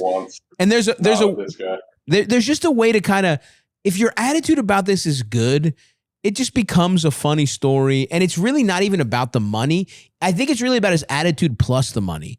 Like, if your friend just forgets to give you a cup, $40 over some bullshit, eventually you think it evens out, right? But like you said, like this was not the guy for that apparently, right? He was never picking up anything. No, I mean I can't tell you the times I've like driven in 3 hours and get $1 for gas, bought him like. Dude, why is it that all these fucking people have no empathy? That's really the fucking answer. They don't care about other people. There was that fucking guy. There was some retard. I saw. There was some fucking guy who a Republican who adopted a black. There was a clip that went viral where it was like some staunch conservative adopted a black girl, and he was like, "Now I actually think racism's real." And it's like, no shit, no fucking shit. You just had to see it for yourself. These people can't imagine ever helping another person other than someone with their exact life experiences, and that makes you a fucking piece of shit if you can't put yourself in somebody else's shoes and care about them. And that, so you're better off. So basically, you took him to a gay bathhouse by accident. He wouldn't give you your $40. He was so homophobic and weird and angry about it that it became a whole thing. He calls it, you call in, we say you're in the right. He calls, or wait, who called first? He called first? I called first. You called first. I just saw my fucking $40. We call first. I was still making excuses for him at that point, like still considered him a friend. But it was definitely the beginning of the end once I heard your perspective. Yes. Like, I just needed to hear the outside voice. I love that. So and then he calls in to defend himself, makes him seem even stupider. But after that, he's like playing like a heel, like a WWE character. Yeah. And that's the problem with a lot of these guys. They don't actually have any convictions or beliefs. This just allows them to pretend to be tough guys. Like a lot of these guys. I mean, look at there's whatever. I'm on one, dude. I'm just angry and fucking letting it fly today. Anyway, but I just want to say, anybody who's listening, I know you've got that friendship. You're just like holding on by a thread. Like the only redeeming memories I can think of with this guy are doing whippets and jam band parking lots. Like that is not cool stuff. Like, exactly. Just cut them off, guys. Like your life is going to be better. I've got 2 years now proving that. You know what? That's the theme of this episode. Somehow we thematic. There's been a lot of calls about just cut them off, move on. Whether it's debt, toxic people in your life. cities that remind you of a horrible relationship, and dreams of buying a motorcycle. Dreams of buying a motorcycle, no matter what it is, folks. Let go. No, I lost too many homies. Tell that guy no. Yeah. See, so well, that's good. That is good, man, and we're happy for you. You're better off. I can say I'm the bigger man. I run this media server for movies and TV shows just to like help out my friends and family, and I didn't disable his account. I still see that he uses it. So you know what? That is nice of you, dude. And that's yeah. I don't have the heart. Yeah, but you do hold that over his head if he ever does anything weird to you. Yeah. If he sees this clip and starts to call me the F slur again. yeah. He's getting kicked off the Plex, the family Plex. This girl knows ball. All right. Well, good for you, buddy. Thank you for the update. We appreciate you. We appreciate everybody who called in. Good luck, bud. We'll talk to you. And if there's ever any other update, you let us know. But it sounds like this is pretty final. Yeah, of course. Yeah, this is the end of the saga. And just real quick, I have a friend, Joey. He passed away in February 2024 out in Alaska. A really good friend of mine. Damn. His older brother Sam was actually at that Hampton show right next to me. So hell yeah. I just want to do a quick shout out to Joey. Rest in peace. I got a picture of you, him, and I at the Vermont Comedy Club with my wife. Oh hell yeah. 2022. So. I'm going to send that to Eldest real quick. If you can pop that up on the screen, that would mean so much. Hell yeah, we will. We definitely will. DM dude. it to me right now. R.I.P. Joey. I hope you're getting pussy in heaven, dude. I hope you're getting it. He was unfortunately an unhooded warrior, but I think he got it back in heaven. In heaven, dude. Dude, it's sad that he's gone, but it's so beautiful. Him and his foreskin are back together, dude. It's actually, you know what I mean? It's kind of a wash, if we're being honest, dude. That you got exactly. So he had to. God needed him to reunite him with his fucking foreskin. So, R.I.P. Joey. We're happy you're pulling your shit back and getting your dick sucked by sexy cave women in heaven. How far back? Is there sexy bitches from the dawn of time in heaven? It must, right? Yeah. Well, when does it start? We can't comprehend. Is there someone who's like kind of a monkey hominid that gets to heaven? Because there's no Christianity, but everybody for them. But I guess in theory, once I think God fucking forgave everybody or some shit. Anyway, I'm gonna do some theology. You don't have to be on the line for that. Thanks for calling in, buddy. Huge ass tits, huge ass foreheads. We love those cave women. yeah, some Neanderthal pussy. Yes, all right, brother. And adios, guys. Thank you so much. Take it easy, man. I'm proud of you, Stavvy, for losing all this weight. Thanks, man. It's amazing seeing the progress. Just stay off the cush. I'm doing the same thing right now. I got a job starting in a couple of weeks, so I'll try, but I don't know about that. Stay off the cush. We'll see. There will be a day. There will be when all my life-altering injuries and massive career opportunities are over. Then I'll get clean off the cush. Let's just say Stav's proclivities with weed right now are a lot like your ex-MAGA buddies' political instincts. You know, I think it's gonna take a lot of work to get him. It is to de-radicalize my current weed use for sure. It actually is gonna be like, there's gonna be just honestly. I got to go to Greece and be on a beach and dry out. Is what it's going to be. That's really, and the whole time I'm going to be thinking about how much I wish I was high. Yeah. Fuck, yeah. This new job's the only thing keeping me off of it too. I'm nervous once I get settled. Yeah. Nah, once you're off, it's good. It's just, and the further away you are, the easier it is. It's just, honestly, on the road, it's impossible for me not to smoke weed. It just really is. There's no way I would get 4 hours of sleep. Even before the bus. Anyway, bye, buddy. Sorry. We're going to wrap this episode up. See you, fellas. Talk to you. Take it easy. Bye. Anyway, great episode. Very fun. I honestly am a little cranky and a little, I don't know. I got to stop. It pisses me off that I'm probably going to have to make like expressly political work soon just to get it out of my system because it's seeping through and I don't want to do that. I don't want it to seep through and me to just go on these fucking little MSNBC rants every once in a while. I just need to make something that gets my feelings out there. Yeah. But I hate that, dude. I hate that this has happened. I don't want to be fucking, I'm not Louis Black. I'm not on the fucking Daily Show. I want to do jokes about tits. Why do you fucking have to make me think about my beliefs? Why is the world this bad? Anyway, I love you guys. Thank you for sticking with me. Sorry I fucked everybody's ass in Baltimore. Sorry to fuck the special up, but We appreciate you. We love you. And we'll talk to you very soon. Bye-bye.